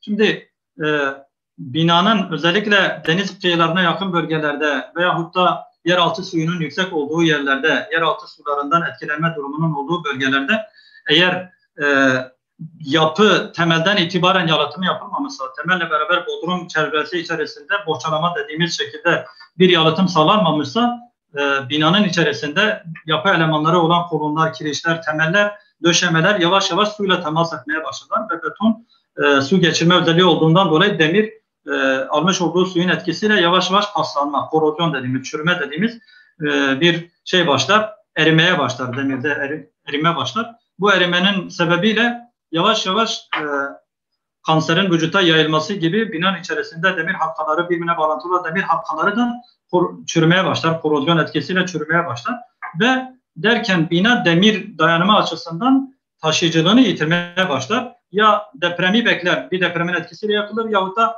o bina kendi haliyle yıkılmaz durumunda kalır. Dolayısıyla binalarda şu anda yeni yapılan binalarda bu su yalıtımı konusu çok önem arz etmektedir. Yeni yapılan binalar bu konuda iyidir de aslında. Ama işçilik uygulamalarıyla ilgili ufak bir sıkıntı olduğunda bu yalıtım bir yerde patlak veriyor, bir yerde açık veriyor ve içeri sızmalara sebebiyet veriyor. Onun için insanlar şu anda binalarda satın aldıkları konutlara gidip yapıya bakarken, daireye bakarken özellikle işte mutfağına bakıyorlar, işte dekorasyona bakıyorlar, salonuna bakıyorlar, oturma odasına bakıyorlar, kapısına, mobilyasına bakıyorlar ama hiç kimse yapının gerçekten depreme dayanıklı olup olmadığı hususunda hiçbir bilgiye sahip olmuyor. Bunu incelemiyor veya bunu araştırmıyor, merak etmiyor. Bu aşamada özellikle yapım aşamasında insanlar birazcık bu konuda meraklarının da olması gerekiyor insanımızın. Acaba bu bina temel aşamasında şeyini yapabildi mi? Su yalıtımını düzgün yapabildi mi? Acaba işçilik konusunda bu insanlar gerekli hassasiyeti gösterebildi mi?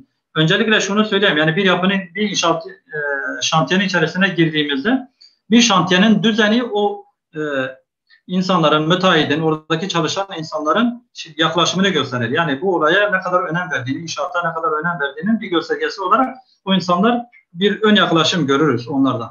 Dolayısıyla yani düzenli bir şantiyenin olup olmamasından bile o insanların konuya ne kadar ilgili oldukları, ne kadar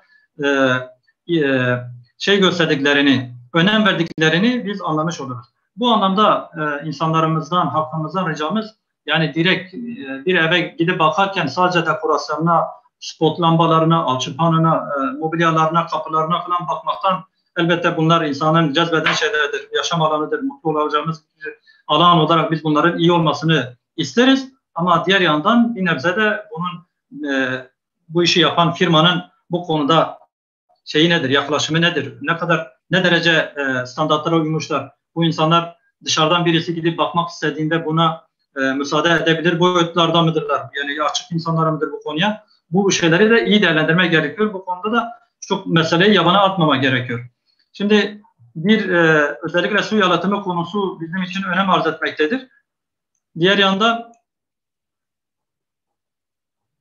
su yalıtımının haricinde binada değişik çatlaklar varsa mesela, çatlaklar oluştuğunda bu çatlaklarla ilgili olarak çıplak gözle yaptığımız çatlakların derinlikleri bir risk olup olmadığı yönünde bir inceleme gerekiyor. En azından tanıdıkları bir inşaat mühendisliğine gidip bu yapıyla ilgili genel olarak bir ön bilgi aldıktan sonra gerekirse bunu lisanslı kuruluşlar vardır. Bu lisanslı kuruluşlar üzerinden onları davet ederek yapının incelemesi de sağlanabilir. Bu türden şeyleri de halkımız bazı konularda duyarlı olması gerekmektedir. Diğer yandan mesela binalarda onarımlar, tadilatlar yapılırken bu onarımlar ve tadilatlar sebebiyle insanlar binanın yapı elemanlarında bazı oynamalar meydana gelmektedir. Mesela bende bir yapı elemanlarıyla oynanmış olan bir şey vardır. Ben bunu açabilirsem paylaşıma. Sizin paylaşımı açmanız için size yetki vereceğim hocam. Bir saniyenizi alayım.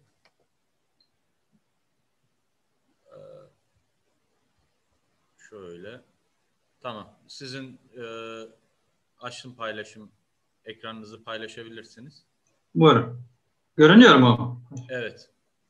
Şimdi bu binada bir tadilat işlemi yapılmış. Arkadaşlar bir sahih tesisatı oradan geçirmek istemişler. Atık su giderlerini, kirişi kesmişler şahıslar, tesisatçılar. Yani bunu yaparken kirişin artık ben orada bir de kirişte değişik şeyler de görüyorum. O kirişin içerisinde demir de görünmüyor. Allah'tan yani yapan müteahhit işte usta kimse yapan arkadaşlar demirsiz bir kirişle de karşılaşmış olduğumuzu da bu vesileyle öğrenmiş oluyoruz.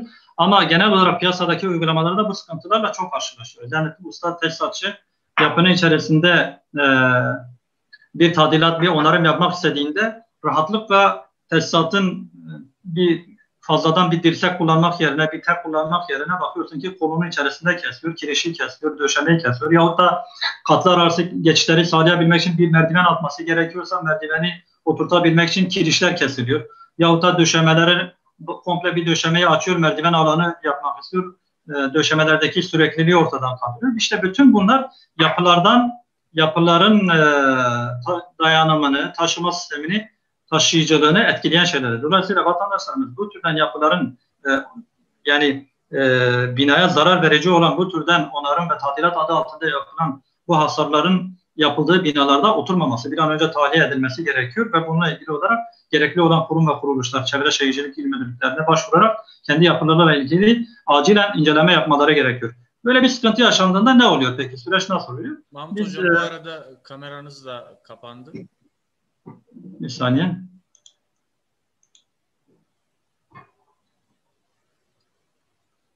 Göründü mü? Şu anda göründü, evet. Evet. Şimdi böyle bir sıkıntı olduğunda ne oluyor? Şimdi bu insanlar ne yapmaları gerekiyor? Özellikle Çevre Şehircilik Müdürlükleri bünyesinde kentsel dönüşümle ilgili olarak bir şey yapılmış, bir birim oluşturulmuş, kentsel dönüşüm birimleri. Eğer bir yapı riskli yapı sınıfına giriyorsa vatandaş gider şeye müracaat eder. Çevre Şehircilik İl Müdürlüğü'ne benim yapım şey sınıfındadır. Afet riski altında bulunan yapılar sınıfındadır. 6306 sayılı bir kanunumuz var bizim. Bu kanun afet riski, afet tehlikesi olan bir yapı ise bu yapının dönüşümüyle ilgili bazı kurallar ortaya konmuştur. Bu konuda lisanslandırılmış kurum ve kuruluşlar vardır. Yani yetkilendirilmiş kuruluşlar vardır. Vatandaş gider o yetkili kuruluşlara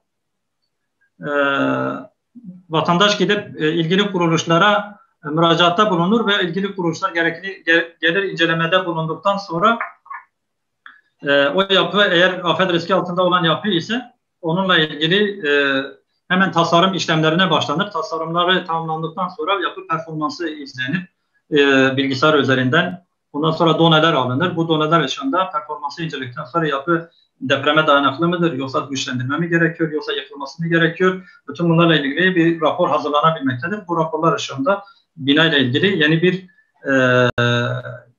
binaya yeni bir yön verilebilmektedir. Şimdi binalar neden göçer? Özellikle bununla ilgili olarak ben birkaç şey söylemek istiyorum. Birincisi mühendislik hataları binalarda çok önemlidir. Mühendislik hataları bir yapının yapılması aşamasında gerekli olan uygulaması gereken bir mühendislik deneyimi vardır. İnsanlar bu mühendislik deneyimini kendileri usta alıp işçilik üzerinden kendileri yapmaya çalıştıklarından dolayı insanlar kendi yaptıkları inşaatın, projelerin mühendisliğini kendileri yaptıklarından dolayı, kontrolünü kendileri yapmak istediklerinden dolayı yapılarla ilgili mühendislik açısından çok büyük bir açık meydana gelmektedir. Eğer mühendislik orada da faaliyete geçerse elbette ki binaların tasarımıyla ilgili olarak, uygulamasıyla ilgili olarak çok daha kaliteli şeyler ortaya konabilecektir. Bununla ilgili, bunun haricinde malzeme hatalarıyla ilgili olarak binalarda sıkıntılar mevcuttur. Mesela betonla ilgili çok büyük bir sıkıntımız var. Betonu insanlar biraz şey olarak görmektedir. Yani betondur, ne yapsam taşır, ne yapsam kendi içine alır. Değil aslında, betonun bir ruhu vardır. Yani ben şunu söylemek istiyorum. Bir insanın yaşaması için gerekli olan unsurların birçoğu betonun da yapımı, uygulaması ve bakımı aşamasında gereklidir. Mesela betona karışım suyu olarak insanların içme suyu betonun karışım suyu olarak kullanılmaktadır. İçme suyunun dışındaki bir su beton karışım suyu olarak kabul etmiyor. Betonun hazırlanması, betonun taşınması, betonun yerleştirilmesi, bütün bunlar bir standardın içerisinde olması gerekiyor ve betonun dayanımsız olması, standartlara uygun yapılamaması, imalatının yapılamaması sebebiyle en büyük malzeme hatası buradan kaynaklanmaktadır ki bu yapılar kısa sürede göçme durumuna gelmektedir. Bir de yapılarla ilgili işçilik hataları yoğunluklu şekilde karşımıza çıkmaktadır. Özellikle Yani çok iyi dizayn edilmiş olsa bile, çok iyi tasarlanmış, çok iyi malzeme kullanılsa bile bakıyorsun ki işçiler projeye uymama konusunda, dikkatsiz olma konusunda sıkıntıları vardır. En fazla karşılaştığımız işçilik hataları özellikle demirin yerleşimiyle ilgili. Projede evet demir vardır, evet yeterince tonaj olarak uygun bir demir hazırlanmıştır ama işçi bunu yerinde kullanamamıştır. Bu sebeple binaların göçme tehlikesi ortaya çıkmaktadır. Diğer yandan kullanıcı hatalarıyla ilgili sıkıntılar var. Mesela az önce dile getirmiş olduğumuz tadilat, tamirat esasında meydana gelen şeyler var. Bütün bunların ışığında bizim birazcık böyle deprem bilgisiyle ilgili olarak halkımızın bazı şeyleri böyle genel olarak ayrıntılarına girmeden genel olarak bazı şeyleri edinmesi gerekiyor. Kültürel olarak bunların alışmamız gerekiyor. Şimdi depremle ilgili elbette teorik olarak bazı şeyler olmuş, biraz inşaat kalitesi yükselmiş ama gittikçe teknolojik olarak da bazı şeyler ortaya çıkmaktadır. Mesela şu anda piyasada sismik izolatörler dediğimiz bir uygulama vardır. Sismik izolatörler onların arasına yerleştirilen plakalar, demir plakalar sayesinde alttaki deprem etkisinin, sarsıntısının üst katlara yansıması engellenmiş olur. Mesela Elazığ Şehir Hastanesi 6.8'lik depremde 6.8'lik depremi üst katlar 3.1 şiddetinde hissetmişlerdi. Yani şu anda birçok şehir hastanesinde de bunlar kullanılmış durumdadır. Dolayısıyla teknolojik olarak zaman ilerledikçe biz depreme karşı çok daha değişik şeyler ortaya koyabileceğiz elbette. Can kayıpları yaşanmadan biraz daha böyle rahat şekilde atlatabileceğiz. Bu konuda teknoloji de önemlidir. Bütün bunların altında yatan, yani bütün bunlar tabii bu sismik izolatörler dediğimiz şey aslında tabii maliyetli bir iştir. Binaya ek bir maliyet getirmektedir. İşte mühendislik hizmetleri, malzeme kalitesi, işçilik yaklaşımı, teknolojik gelişmeler dediğimiz bütün bu şeyler inşaata bir ek külfet getirmektedir, bir maliyet getirmektedir. Ama varoşlarda yaşayan bir vatandaş işte başını sokacağı bir ev ararken kıt kanaat geçinip de kenarda köşede toplamış olduğu az bir parayla bir barınak yapmaya çalışırken bütün bu maliyetleri elbette ki olabildiğince saf dışı bırakmaya çalışır. Bunlardan kaçmaya çalışır. Kontrolünü kendi yapar, işçiliği kendi yapar, projesini kendi yapar. İşte bütün bunların neticesinde bir varoş şehri, bir gecekondu yapısı ortaya çıkar ve bu gecekondu yapısı ilk depremde yıkılır. Çünkü bu gecekondu yapısı yapan vatandaş yoksullukla mücadele eden bir şeydir. Yani bu işin temelinde aslında depreme dayanıksız yapıların temelinde birincisi yoksulluk vardır. Diğer ikinci unsur ise eğitimsizliktir arkadaşlar. Şimdi yani adam bile bile göz göre göre kimi insanlar da bu işin başta söylemiş olduğumuz gibi insanlar bu konuda depremin kaçınılmaz şekilde muhakkak hangi şartlarda yaparsan yapsın depremin muhakkak yapacağı düşüncesiyle yapı yapanlar var. Bir de hiçbir şekilde depremin etki etmeyeceği düşüncesiyle yapı yapan insanlar var. Bu iki yaklaşımın sahibi olan insanlar piyasada inşaat yapmaktadır. Bunlar piyasada yapsat yapmaktadırlar. Konutlar inşa etmektedirler. Ve bu konutlar piyasada birilerine mezar olmayı beklemektedir. İşte bütün bunların bu ortamın içerisinde yapmamız gereken şey birazcık toplumsal olarak kendi depremle ilgili, yapıyla ilgili bazı bilgi ve şeyleri tecrübeleri halkımıza sürekli anlatmamız gerekiyor. Gerçi televizyonda deprem oldukça dile getiriyor ama toplum olarak ilkokuldan başlayarak ortaokul, lise, üniversite yıllarında bir yapıyla ilgili yapının sağlam yapı, dayanımlı yapı, depreme dayanıklı yapı nasıl olur? Bunlarla ilgili bir eğitime de ihtiyaç duymuyor değiliz. Bunun da bir eksikliğimiz var. Yalnız şu hususta biraz İmar Barışı hocam yine dile getirdi. Ben de o konuda dile getirmek istiyorum. İmar Barışı toparlayabilirsek son olarak bunu söylemek istiyorum. Bitireceğim zaten. Evet. İmar Barışı'na değinmeden geçmek istemiyorum. Şimdi 2018 yılında İmar Barışı çerçevesinde 7,5 milyon bağımsız bölüm bu işten faydalandı. Bu kanundan faydalandı. Bu 7,5 milyon bir denetime tabi tutulmadan kayıt altına alındı ve kayıt altına alınması sebebiyle daha önce alınıp satılamayan, devredilemeyen bu yapılar insanların arasında el değiştirmeye başladı. Yani bu İstanbul'da olduğu gibi Ankara'da da vardır, İzmir'de de vardır, Diyarbakır'da da vardır. Türkiye'nin her tarafında 7,5 milyon bağımsız konut yapısı, bağımsız bölüm bu şekilde şu anda tedavide alınıp satılır duruma geldi. Bu yapıların denetimi yapıldığını, statik olarak depreme dayanıklı olup olmadığı, işte mevzuata uygun yapılıp yapılmadığı, o bahsetmiş olduğumuz standartlar, yönetmeliklere uygun yapılıp yapılmadığı konusunda hiçbir bilgi ve done elimizde olmadan bunlar şu anda sahaya teravüle sokuldu. Ve şu anda onlar belki de yüzlercesi, binlercesi birilerine mezar olmayı olacağı günü bekliyor. Bu konuda büyük bir şey var. Bir lakaytlık oluştu. Doğru bir inceleme yapılmadan bu işin yapılması büyük bir hataydı. Bununla ilgili şu anda kayıtlar altına alınmışken bu yapıların en azından ivedilikle bir incelemeye tabi tutulması gerekiyor. Bu çerçevede bu yapılar deprem için bir risk olarak karşımıza duruyor. Sizden ve bütün dinleyicilerden, izleyicilerden sabrları için teşekkür ediyorum. Evet hocam, biz de çok teşekkür ederiz. Değerli katkılarınız için yapı stoğunuzla ilgili ve yapılarda yapılması gerekenlerle ilgili güzel bir sunum dinledik sizden de. Umarım izleyicilerimiz de aynı şekilde faydalanmışlardır diye düşünüyoruz. Şükrü hocam, katılımınız için çok teşekkür ediyorum. İşlerinizin yoğunluğundan dolayı ayrılmak durumunda kalacaksınız. Gerçekten değerli vaktinizi bize ayırdığınız için şu anda bizi izleyen İstanbulluları ve sosyal medyadan izleyen diğer izleyicilerimizi bilgilendirdiğiniz için çok teşekkür ederiz. Buyurun hocam. Ben teşekkür ediyorum. Bu fırsatı verdiğiniz için, aranızda olduğum için çok mutlu oldum. Fakat malum akademik çalışma gece gündüz dinlemiyor. Biraz çalışmalarım olacak. O yüzden özür diliyorum katılımcılardan. Estağfurullah hocam. İyi günler diliyorum herkese. Erdal Bey, şu anda sesiniz açık değil. Sesinizi açıp konuşabilirsiniz.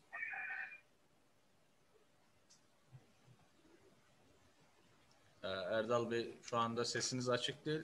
Konuşmalarınızı duyamıyoruz. Mikrofondan sesi... Evet, şu anda açtınız. Evet, şu anda açtınız. Ben de Şükrü hocamıza çok teşekkür ederim teşkilatımız adına. Hakikaten televizyonlarda özellikle deprem olduğu zaman sonrası birçok bilim adamlarımız çıkıp bununla ilgili teknik anlamda bazı açıklamalarda bulunuyorlar. Bilimsel bir takım veriler ortaya koyuyorlar. Bu noktada ilk defa bu kadar akıcı, bu kadar net, bu kadar sade bir bilgiyi hocamızdan dinleme imkanım oldu. Kendisine bu değerli sunumlarından dolayı da çok teşekkür ediyorum. Evet, şimdi 3. konuşmamıza çok vakit kaybetmeden geçelim. Ahmet Çelik Bey, İHA arama kurtarma eğitmeni kendisi. İzmir'de de görev yapmıştı. Hepimizin hatırlayacağı gibi Minik Ayda'nın çıkarılma anına tanıklık etmiştik bütün Türkiye. O da oradaydı ve Minik Ayda'yı çıkartanlar arasındaydı. Şimdi bize hem arama kurtarma ile ilgili bir bilgilendirme yapacak hem de bizim deprem anında ve deprem sonrasında neler yapmamız gerektiği noktasında bize bilgilendirmeler yapacak. Sözü ona bırakıyorum. Ahmet Bey, mikrofonunuzu açtıktan sonra konuşmaya başlayabilirsiniz. Selamünaleyküm. Aleykümselam. Hayırlı akşamlar. Öncelikle Erdal Başkanıma, Şükrü Hocama ve Mahmut Hocama konuşmalarından dolayı teşekkür ederim. Çok güzel bilgiler verdiler. Çok hassas davranıyorlar. Deprem öncesinde ve yapmamız gereken hazırlıklar konusunda zaten devletin yapması gereken hazırlıklar konusunda bayağı faydalı bilgi verdiler. Ben arama kurtarma eğitmeniyim. Birçok operasyonlara katıldım. Birçok şeylere, canlara dokunduk. Tabii bu acı bir şey aslında. Çünkü daha önce önlemler alınırsa bize iş çıkmayacak. Ne yazık ki bize ihtiyaç olmayacak.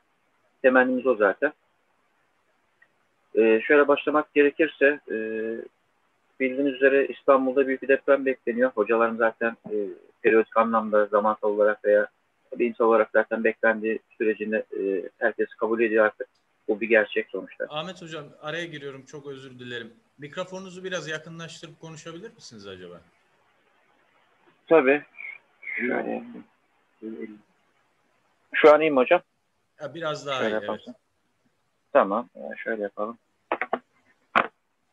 Şu an iyi herhalde.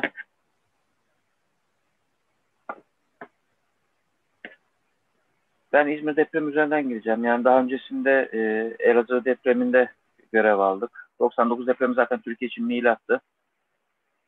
Onun dışında en son İzmir depremini yaşadık. 116 can kaybettik bugün itibariyle. Şöyle başlayayım olaya. Deprem olduktan sonra, yani biz süreci anlatayım öncelikle. Bir afet olduğunda veya deprem üzerine konuşacak, deprem olduğu zaman ilk önce bize en yakın komşularımız, eşlerimiz, dostlarımız yardım edebiliyor. Hep uzman arama kurtarma ekipleri en kısa zamanda bölgeye hareket ediyor. Çalışmalara başlıyor. Şimdi İzmir depreminden konuştuğumuzda toplamda 8 tane büyük enkaz vardı. Ağır hasar bina sayısı çok fazlaydı ama 8 enkaz vardı. 4 tanesinde çok büyük çalışma yapıldı. Binaların çürük olması aslında biraz daha şeydi. İzmir depremi normalde çok yıkıcı özelliği yoktu. Ama gene de bizim 116 canımıza mal oldu.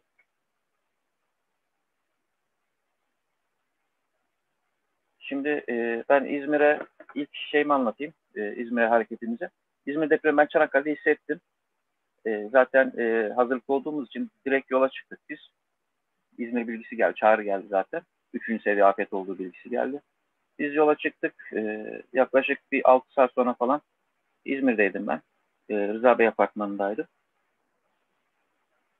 Rıza Bey apartmanında yaklaşık 8 katlı bir bina komple yıkıma uğramıştı.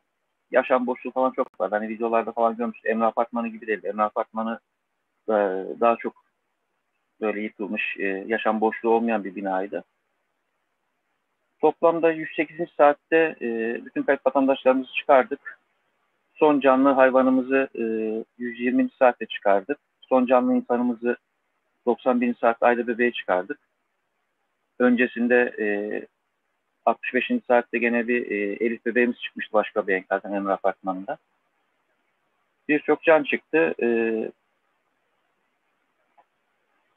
Şimdi şöyle söyleyeyim. Depremde canlı çıkabilme ihtimalimiz tabii mutlaka var. Yani Allah'tan umut kesilmiyor ama bazı önlemler alınması lazım. Öncelikle binaların çok sağlam olması, binaların yıkıma uğramaması gerekiyor ama ne yazık ki bir de gerçeğimiz var. Çok sağlam olmayan binalarımız çok fazla mevcut. Deprem anında şöyle şeylerle karşılaştık biz. Yani birçok ex vatandaş çıkardık. Bunlar koltuğunda oturan bir vatandaşımızla karşılaştık ex halde. Oradan çıkardık. Bir vatandaşımızı binanın çıkış kapısına çok yakın, yani 2 metre 3 metre ara kala orada kalmış. Oradan çıkardık. Başka bir vatandaşımızı yine mutfaktan çıkardık. Mutfakta sıkışmış kalmış. Yani ölümün nerede yakalayacağını ne yazık ki bilemiyoruz. Fakat bizim hassas olduğumuz konu şu. Canlılar, yani bina tabii ki yıkılmasın, bunu istiyoruz. Yani bunun için önlemler alınması lazım ama yıkılan binalarda canlıların çıktığı yerler yaşam boşluğu dediğimiz, yaşam üçgeni dediğimiz alanlar. Bu alanlar genelde şöyle alanlar oluyor. Buzdolabı, çamaşır makinesi, koltuk gibi sert malzemelerin üstten gelen yükü taşıyabilme ihtimalleri var. Yani bu kesin taşır anlamında değil, kesin bu yanlış anlaşılmasın. Ama bizim canlı çıkardığımız yerler, mesela işte koltuğun yanı, yani kesin üzeri değil çünkü gelen yükler bu malzemeyi mutlaka ezecek. Yani ortalama bir çamaşır makinesi, buzdolabı 60 santim yüksekliğindedir. Bu 60 santim üstüne gelen yükle beraber 30 santime kadar, 20 santime kadar düşüyor ama aradaki o üçgen boşlukta sizin yaşama ihtimaliniz çok yükseliyor. Bunlara dikkat etmemiz gerekiyor. Şimdi hocamız da bahsetti zaten, deprem dalgalar halinde geliyor. İlk gelen dalga biz primer dalga diyoruz. Tabii farklı bir inşaatlar var ama biz arama kurtarmacı olduğumuz için o bize ilk gelen dalga, primer dalgada binalar genelde yıkılmıyor. Bu bizi depremi hissettiriyor. Deprem olduğunun farkına varıyoruz. Ve yanlış bir şekilde hareket ediyoruz. Binadan çıkmaya çalışıyoruz, kaçmaya çalışıyoruz.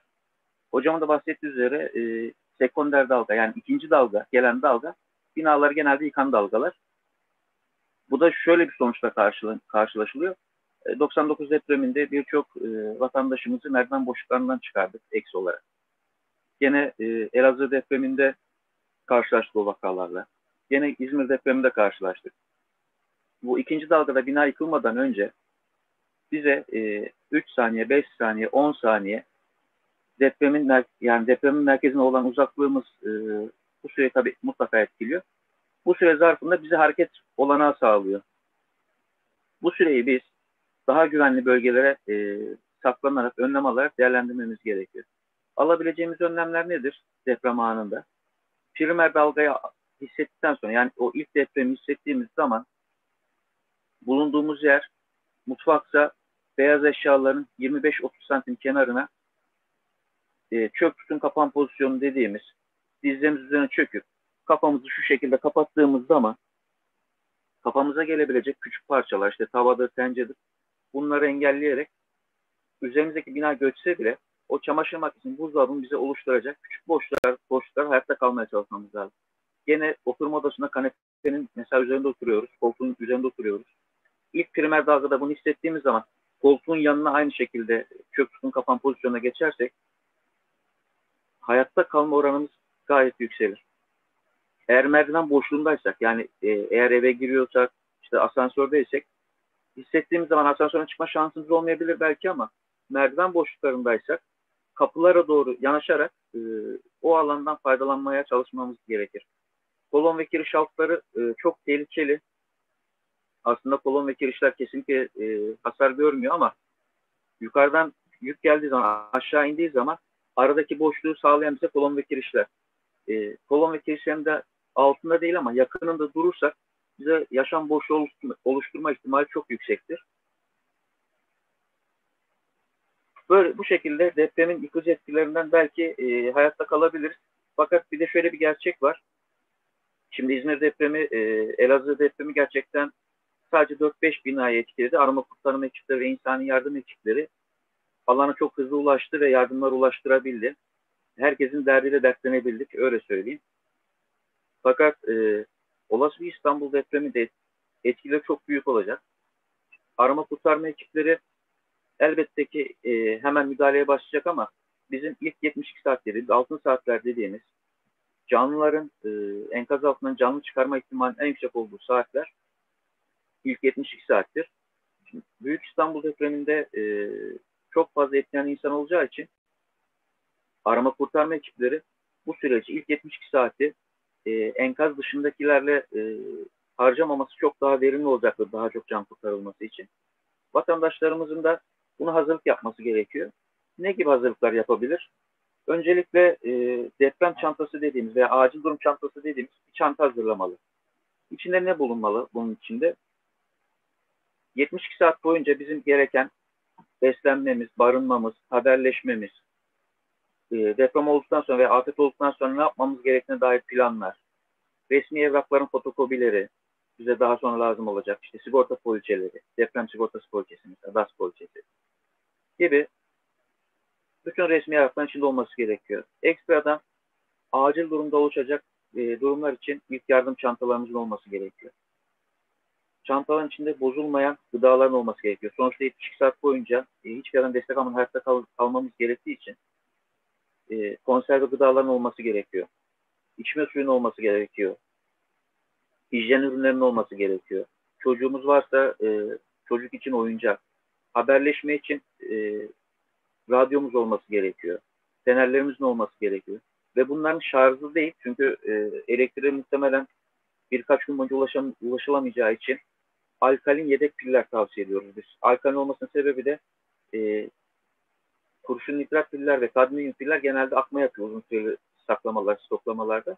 Alkalin piller genelde daha verimli çalışıyor, daha sağlıklı çalışıyor. Onlardan kullanmamız gerekiyor. Onun dışında düdük çok önemli. Düdük sesimizi duyurmak için her zaman iş görüyor. Bir de sizden aklınızda şöyle bir bilgi olmasını istiyorum. Şimdi Allah korusun enkaz altında kaldınız. Sağsanız bir sıkıntınız yok. Enkazın altında bekliyorsunuz. Hani kurtarılmayı bekliyorsunuz. Sizden ricamız şu. Kendinizi hiçbir zaman yormayın. Dediğim gibi yani ilk 70 saat içinde mutlaka arama kurtarma ekipleri o enkazın üzerine gelip çoktan çalışmaya başlamış olacaklardır. En ağır şartlarda 72 saat bu arkadaşlar mutlaka. Sizden ricamız sakin olun, enerjinizi saklayın. Dediğim gibi 72 saat sonra en geç biz yanınıza gelmiş olacağız. Sizden ricam, eğer makine sesi duyuyorsanız, üzerinizde çalışılıyorsa sakin olun, bekleyin. Ne zaman ki makineler sustu, mutlaka teknik dinleme yapılacaktır. Kimse sizi o enkazı, yani siz canlı veya eksi olsanız da siz o enkazın altındayken kurtarma ekipleri o enkazı bırakıp gitmeyecektir. Buna emin olun. Panik yapmamanız gerekiyor. Sizin yapmanız gereken makine sessizliği sağlandığında ses yapabiliyorsanız ses yapmak. Bu ses de nasıl olabilir? Bağırabiliyorsanız bağırın. Bağıramıyorsanız elinizde mutlaka enkazın içinde bir taş, bir parça bir şeyler vardır. Cebinizde çakmak vardır. Cep telefonu vardır. Bunları yanınızdaki beton parçasına tık tık tık diye vurun. Çok yüksek ses çıkarmanıza gerek yok. Kesinlikle sakin olun. Çünkü biz akustik ve sismik dinleme dediğimiz cihazlarla dinleme yapıyoruz. Çok hassas sesleri duyabiliyoruz. Biz sessizlik yaptığımızda 10 dakika 15 dakika sürecektir bu sessizlik. Kesinlikle panik yapmadan periyodik olarak ritmik bir şekilde mesela 3 defa tık tık tık 3 saniye 5 saniye bekleyin tık tık tık.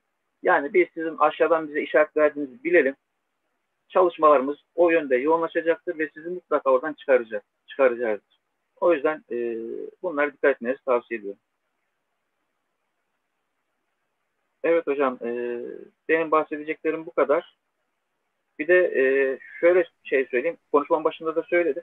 Evet. Böyle büyük afetlerde kurtarmaya gelen insanlar komşularınız olacaktır ilk anda ve ailenizden olacaktır. Bununla alakalı afet gönüllüsü olmanızı tavsiye ediyorum.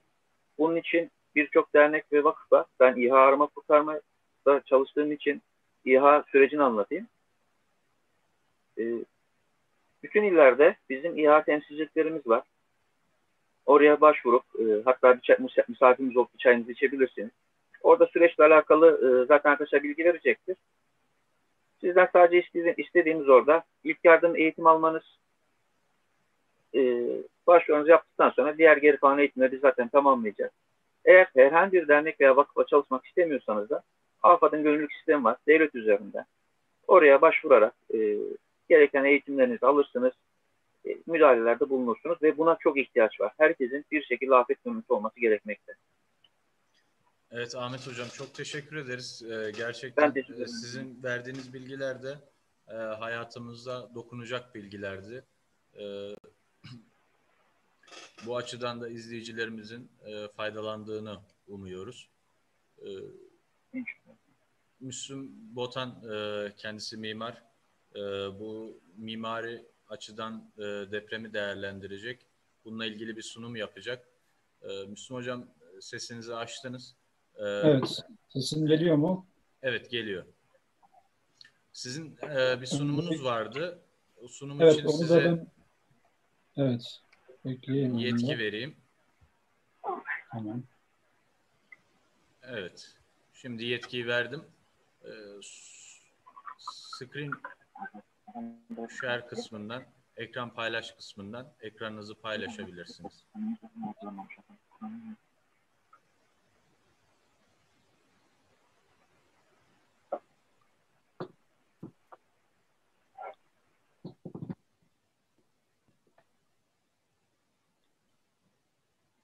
Evet. Şimdi görünüyor mu? Şu anda çok ağır bir şey vardı. Göremedim şu anda. Ben göremiyorum şu anda. Siyah bir ekran var şu an zaten. Şöyle göstereyim. Görünüyor mu şimdi? Yok. Diğer kullanıcılar görüyorlar mı acaba? Muhsin Bey, görünen biraz kaymış bir ekrandır. Evet. Şöyle aynı mi? şeyi görüyoruz. Şimdi görünüyor mu? Yok, aynı ekran değişmedi. Yok, değişmedi Müslüm Hocam.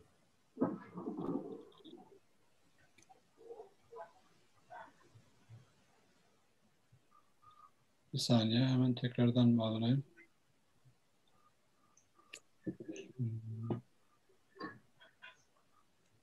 Tamam, bu arada YouTube'dan ve Zoom hesaplarımızdan da konuklarımıza sorular vardı. Eğer süremiz yeterse son kısımda bir soru cevap kısmı da yapabiliriz. Müslüm Hocam hazırlanırken onu da belirtmiş olayım. Hocam bağlanamadım ben. Şöyle. Nasıl yapabiliriz?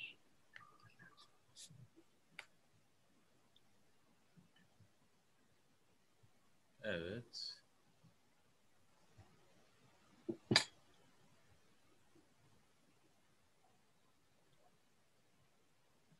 Ben bir dakika yetkinizi alayım. Tekrardan bir yetki vereyim size. Tamam. Bir de böyle deneyelim. Tamam, şu anda yetkiyi verdim size. Tamam, bağlanıyorum hemen.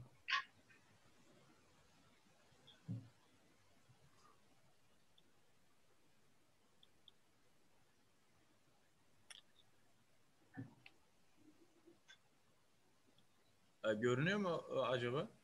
Share Bağlayamam. screen bölümü sizde görünüyor mu şu anda? Şu an görünüyor. Ama Tamam. masa üstüne bağlanamıyorum şu an. Bağlamaya çalışıyor daha doğrusu.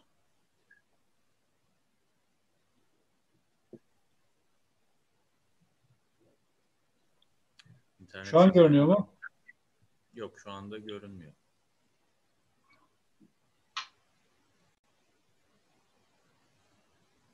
Şu an bir ekran geldi. Evet, geldi. Şimdi görünüyor mu? Görünüyor. Şimdi tam ekran yapayım. Şimdi görünüyor mu? Tekrardan. Şu an siyah ekran oldu. Evet. Tamam. Öyle.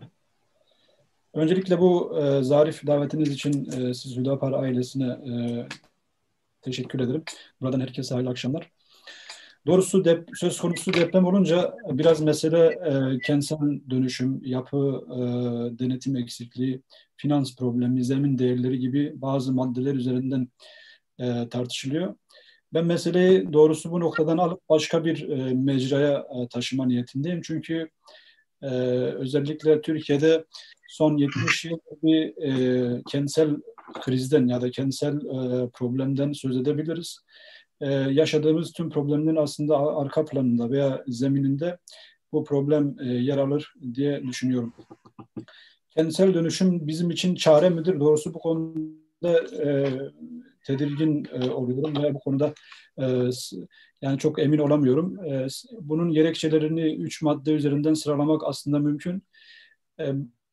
İstanbul özelinde konuşuyoruz. İstanbul'daki kentsel dönüşüm başlı başına gerçeklikten oldukça uzak zaten.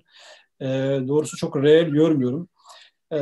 Sebebi şu, yapı stoğunun yoğunluğu, ondan sonra ilçe bazlı düşündüğümüz zaman belki onlarca ilçenin topyekun dönüşümünden söz ediyoruz.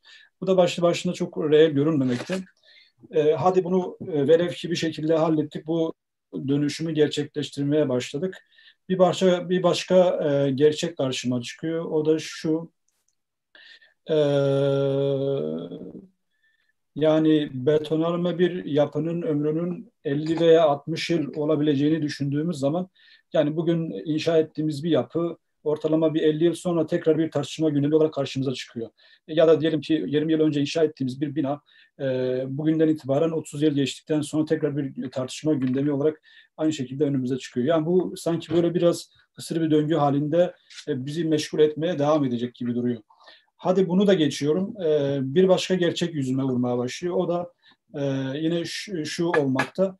Kentsel dönüşümün kendisi zaten bir azmanlaştırma, bir çoğaltma girişimidir.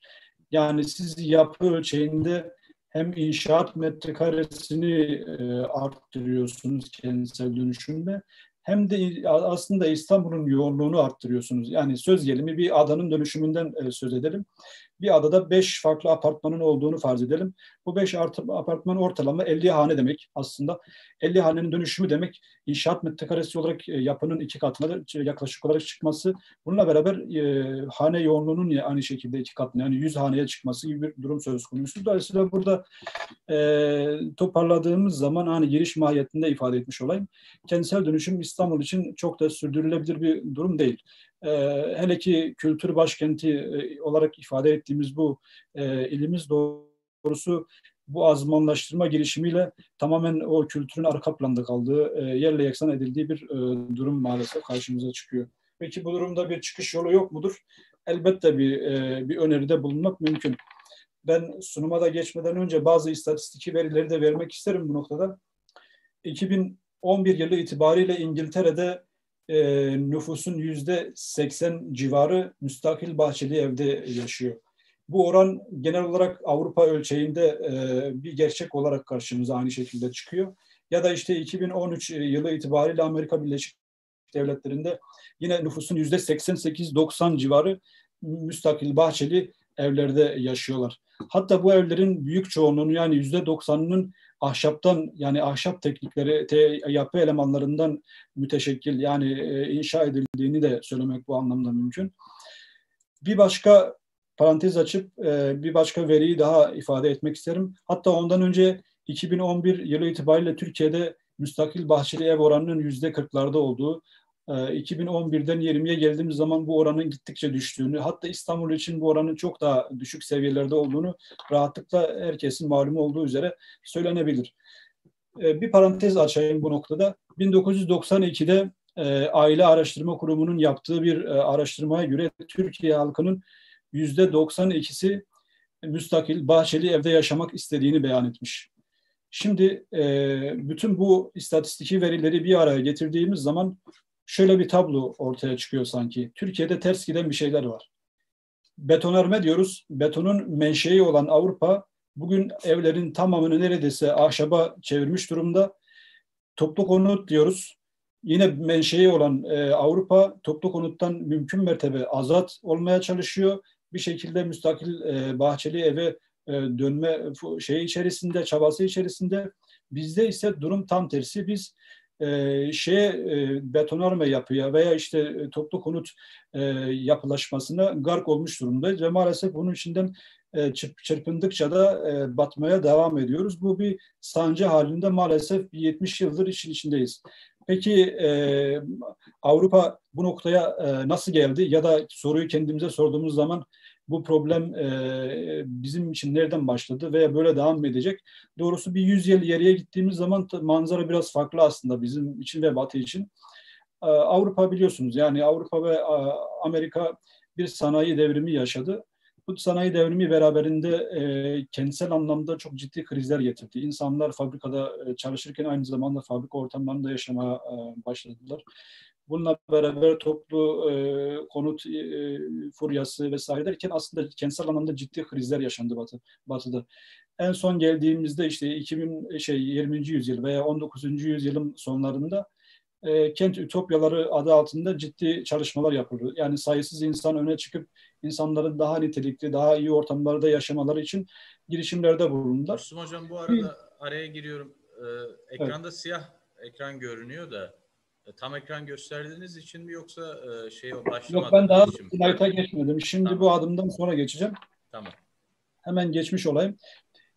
Dediğim gibi sayısız insan öne çıktı. Sosyal bilimciler, yani bu şehir modellerini öne sürenler mimar veya şehir plancılardan önce aslında sosyal bilimciler. Yani insanların sanayi ortamında veya fabrikalarda çalışırken daha iyi, daha güzel ortamlarda yaşaması gerektiğiyle alakalı önemli ütopyalar üretildi. Bir isim var ki o isim öne çıkıp önerdiği şehir üzerinden aslında Avrupa ve Amerika'nın çehresi değişti. İnsanlar müstakil evde yaşamaya başladılar. Bu isim Ebenezer Howard diye isimlendirdiğimiz bir adam Garden City, yani Bahçeşehir modelini önerdi. Adı işte 20. yüzyılın başlarında. Şöyle bir kitabı var, yani Yarının Bahçeşehirleri diye. Sloganı da şu, yani dün insanlar fabrika dumanı içerisinde çalışırken aynı zamanda yaşamak zorundaydılar. Bugün evet, hem fabrika dumanları içerisinde yine yaşamak zorundayız ama en azından şu an bir şey var.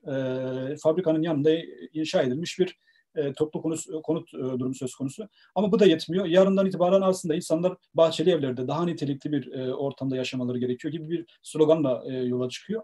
Ve en nihayetinde Richworth diye bir şehir örneği inşa ediliyor. Tabii bu inşa edilmeden önce sanayicilerden, devlet adamlarından ciddi talepler oluşturuldu. Bu anlamda ciddi girişimler yapıldı. dernekler kuruldu ve nihayetinde böyle bir şehir modeli ortaya konuluyor. Aslında bu model bugün Avrupa'nın ve Amerika'nın çevresini oluşturan bir model. Her ne kadar biz orada yüksek binalardan bir algı almış isek bu bir gerçek değil. İnsanların çoğunluğu aslında böyle bir çevrede yaşıyor. Şimdi devam ediyorum. Aslında örneklerini çoğaltmak mümkün. Hızlıca geçiyorum böyle. Bu da mesela Fransa'dan bir örnek. Peki 20. yüzyılda Batı böyle girişimlerde bulunurken bizde durum ne? Yani Osmanlı bakiyesi olarak tanımladığımız Osmanlı şehir düzeni ne durumda, ona da bir bakmakta fayda var. Bize ipuçları verir bu anlamda. Örneğin İstanbul'un hali bu. Yani bir kere şunu ifade etmekte fayda var. Evet, Osmanlı'nın son döneminde olması hasebiyle yapılarda bir yaşlanma ya da bir yıpranma durumu söz konusu olabilir. Ama baktığımız zaman Osmanlı'nın ve İslam dünyasının her tarafından örnek verebiliriz. İnsanlar müstakil, bahçeli evde yaşıyorlar. Örneklerini çoğaltmak mümkün. Uşak'tan bir örnek ya da Tokat'tan bir örnek. Amasya, Nazilli, Artvin'den bir örnek. Ortak bir özellik var. Evler müstakil ve bahçeli. Mesela Diyarbakır'dan bir örnek. Burada bir üslup değişikliği var. Ama yine de aslında her evin bir avlusu var ve her evin avlusundan yükselen bir ağaç. Bu maket, orijinal bir fotoğraf bulamadığım için maketi koydum.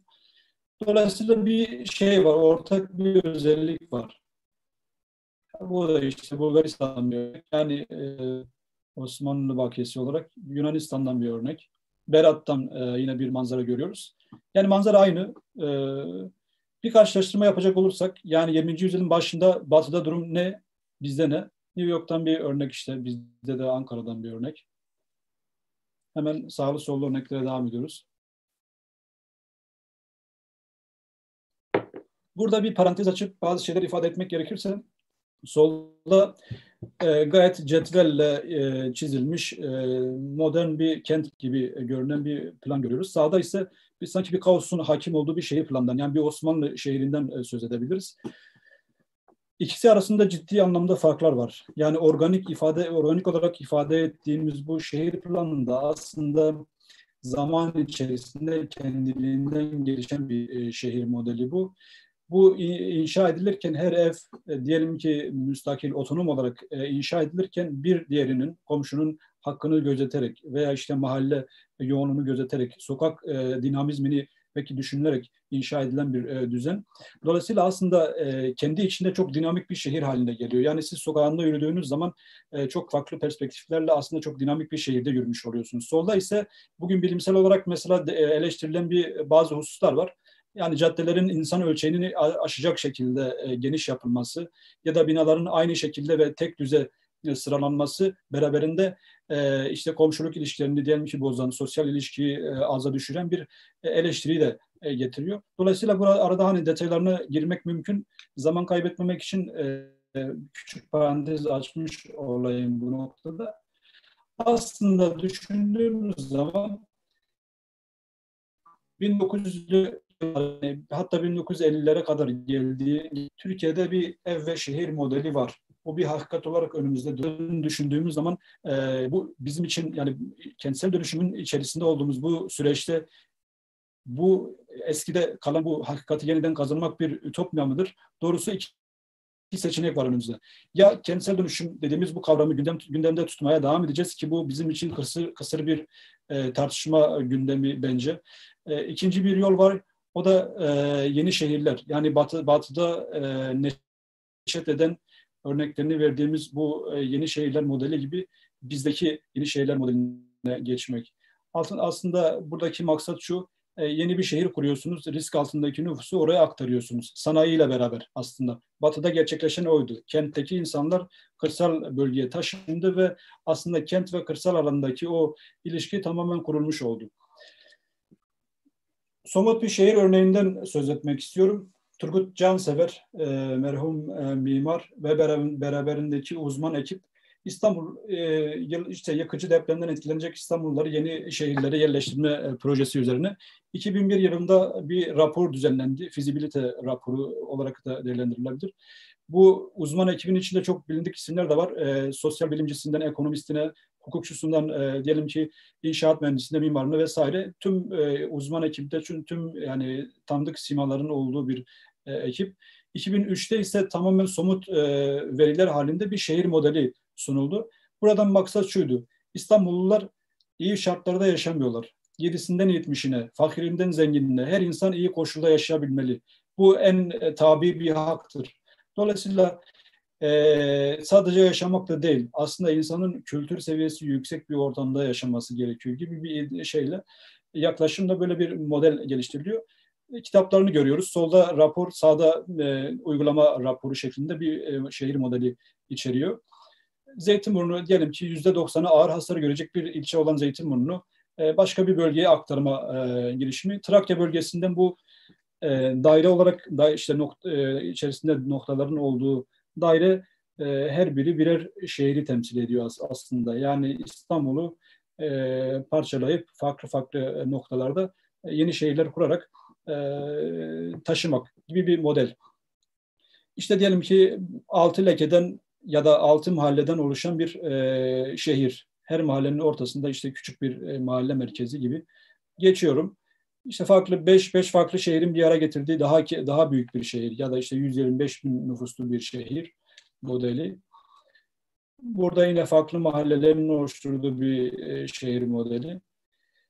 Tamamen geleneksel referanslarla yola çıkılan bir şehir. Dikkat ederseniz yine organik bir yapı ama yine çağdaş gereksinimleri de dikkate alarak yolların genişletildiği, otoparkların düşünüldüğü, her evin farklı bir oturumu, farklı bir hacmi ve farklı bir perspektifi olacak şekilde aslında o geleneksel dinamik olan o şehir planı burada da muhafaza ediliyor. Yani o batıdaki cetvelle çizilen bir şehirden ziyade tamamen geleneksel referanslarla yola çıkılmış bir durum söz konusu. Daha yakından baktığımız zaman her evin bir bahçesi var ve evlerin şekli yani biçimsel formu genellikle farklılaşan bir durum. Yollar yine genişletilerek araçların otopark yerleri vesaire düşünülmüş. Genel bir görünüm olarak böyle bir şey verilebilir. Sokaktan bir görünüm. Örneklerini çoğaltmak mümkün. Bu sadece bir örnek. Yani farklı şehir modelleri de sunmak mümkün. Şimdi bir zihin tazelemek gerekirse Batı'da evet çekilen sancıdan sonra böyle bir şehir modeli ortaya konuluyor. Osmanlı bakiyesi şehir böyle bir vaziyete sahipti. Aslında burada her ev kendi içerisinde bahçeli ve çoğunlukla ahşaptan üretilmiş bir düzen. Cansever ve uzman beraberindeki uzman ekibin sunduğu şehir modeli de genel olarak böyle bir görünüme sahip. Sonuç itibariyle söylemek gerekirse bizim maksadımız eğer sadece insanları hayatta tutmak ise evet ya da işte sadra şifa niyetine bir şeyler bugün yapılabilir. Bu evet günü kurtarma anlamında önemli şeyler olabilir. Fakat mesele fakirinden zenginine yani yoksulundan zenginine herkesin daha kültür seviyesi yüksek ve daha güvenli bir ortamda yaşamasını istiyorsak ki bu herkesin hakkı. Hatta 20. yüzyılın bir kabulü var. Fakir insan müstakil bahçeli evde oturamaz diye bir kabul. Bu İstanbul'un da bir gerçeği. Doğrusu İstanbul'da müstakil evde yaşamak için herhalde biraz zengin olmak gerekiyor gibi. Dolayısıyla burada çıkardığımız sonuç şu. Yeni şehirler bu anlamda şart. Batı bunu yaptı, becerdi. Yani yüzlerce yıl sancısını çektiği betonarme ve toplu konuttan uzaklaşıp yaşam alanlarını tamamen ahşaplaştırıp ve müstakil hale getirdi. Biz bunu yapabiliriz. Yani tek çare olarak böyle bir şey önümüzde duruyor. Yine yapıların yani bu yeni şehir modelindeki yapıların ahşaptan üretilmesi de bu anlamda elzem görülmektedir. Son olarak Farabi'nin bir tasnifini vererek bitirmek istiyorum. Farabi'ye göre şehirler 3'e ayrılır. Birincisi erdekli şehirler. Bu şehrin sakinleri doğruyu bilirler ve doğruyu yaparlar. İkincisi cahil şehirler de vardır. Bunlar doğruyu da bilmezler. Yani bu şehrin sakinleri doğruyu da bilmezler. Aynı şekilde doğruyu da yapamazlar zaten. Bir de fasık şehirler vardır. Bunlar da doğruyu bilirler ancak yanlış yapmaya devam ederler. bu noktada hani biz hangi noktada durduğumuz konusunu doğrusu hani maluma bırakıyorum. Ve bu noktada hani benim söyleyeceklerim bunlar. Teşekkürler. Evet Müslüm Hocam, çok güzel özetlediniz. Gerçekten belki de süreniz kısıtlı olduğu için de biraz hızlandırmak durumunda kaldınız. Çok teşekkür ederiz süreyi de verimli Ben teşekkür kullandığınız ederim. için gerçekten. Mahmut Eminoğlu hocam çok teşekkür ederim. Ahmet Çelik hocam size de çok teşekkür ederim katılımlarınız için. Son olarak Erdal Bey bir toparlama konuşması yapmak isterseniz izleyicilerimize de bu noktada çok teşekkür ediyoruz sabırla dinledikleri için. Erdal Bey son söz hakkını da size bırakmış olalım. Katılımcılara, Şükrü hocamıza, Mahmut Bey'e, Ahmet Bey'e, Müslüm Bey'e ve siz değerli moderatörümüze bu saate kadar bütün sabırla dinleyen izleyicilere teşekkür ederim. Şöyle söyleyeyim, en başta ifade ettim, ben tekrardan bir hatırlatma babında söyleyeyim. İstanbul'u konuşurken herhangi bir şehri konuşmuyoruz. Daha tarihsel bağı çok güçlü olan medeniyetin beşiği kadim bir şehirden bahsediyoruz. Allah muhafaza İstanbul'un yıkıma uğraması demek Türkiye'nin 1/4 nüfusunu oluşturan İstanbul nüfus bakımından, ekonomi bakımından bakın ilk 10 ayda yani Ocak'la Ekim arasında 6 milyara yaklaşık dış ihracat gerçekleştirmiş bir İstanbul'dan bahsediyoruz. 180 ülkeye ihracat yapan bir İstanbul'umuzdan bahsediyoruz. Bunun yanı sıra Türkiye'nin gayrimilli safi hasılasının büyük bir %31'e yakın bir gelirinden bahsediyoruz. 970 milyar TL civarında Türkiye'nin ciddi anlamda ekonomik gelirinin olduğu bir şehirden bahsediyoruz. Bu anlamda biz İstanbul'u her anlamda deprem öncesi atılması gereken adımların bu hocamız çok güzel ifade ettiler. Siyaset üstü bir mesele olarak buna bakıp bütün siyasilerin iktidarıyla, muhalefetiyle, bütün STK'ların, sivil toplum örgütlerinin, bilim adamlarının el ele vererek bu meseleyi çok önemli ülkenin acil dönüştürmesi, acil eylem planına dönüştürmesi gereken bir mesele olarak önümüze koyup İstanbul'un sadece arama, kurtarma ve ceset torbalarıyla adeta ölümünü bekleyen ölü bir şehri, komaya girmiş bir şehir olarak depreme hazırlamak doğru değil. Ben hakikaten biraz önce Ahmet Bey'in ifade ettiği o arama kurtarma ekiplerinin canhıra çalışan, hakikaten bütün özverileriyle o çalışmayı ortaya koyan bütün arama kurtarma ekiplerini yürekten kutluyorum. Çok güzel çalışmalar var. Dünya ölçeğinde şu anda standartlar çok yükselmiş bir çalışma ekiplerimiz var. Ama bu felaket geldikten sonra konuşmamız gereken bunların yeterli ve yetersizliği. Türkiye bu noktada çok iyi bir noktada ama deprem öncesi bitkisel hayata girmiş bir İstanbul değil, depremi önceden bütün hazırlıklarıyla tamamlanmış bir şehir olarak görmek istiyoruz. Bunun için biz Hüdapar Teşkilatı olarak çalışmalarımız, sahada gördüklerimizi panellerle, eğitimlerle, arama kurtarma eğitimleriyle, bununla beraber gönüllülerle bir bilinç oluşturma noktasında da elimizden gelen gayreti ortaya koyduk. Bundan sonra da bunu devam ettireceğiz inşallah. Evet, diğer katılımcılara da çok teşekkür ediyoruz. Panelimiz burada sona erdi. İzleyicilerimize de yine teşekkür ediyoruz. Soruları olanlar oldu. Bazılarını belki konuşmalar sırasında cevapladık. Bazıları ise cevapsız kaldı maalesef.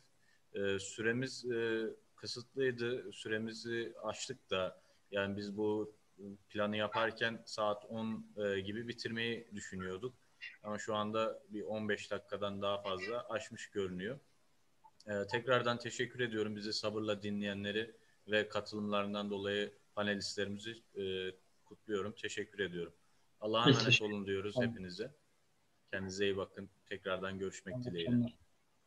İyi akşamlar. İyi akşamlar.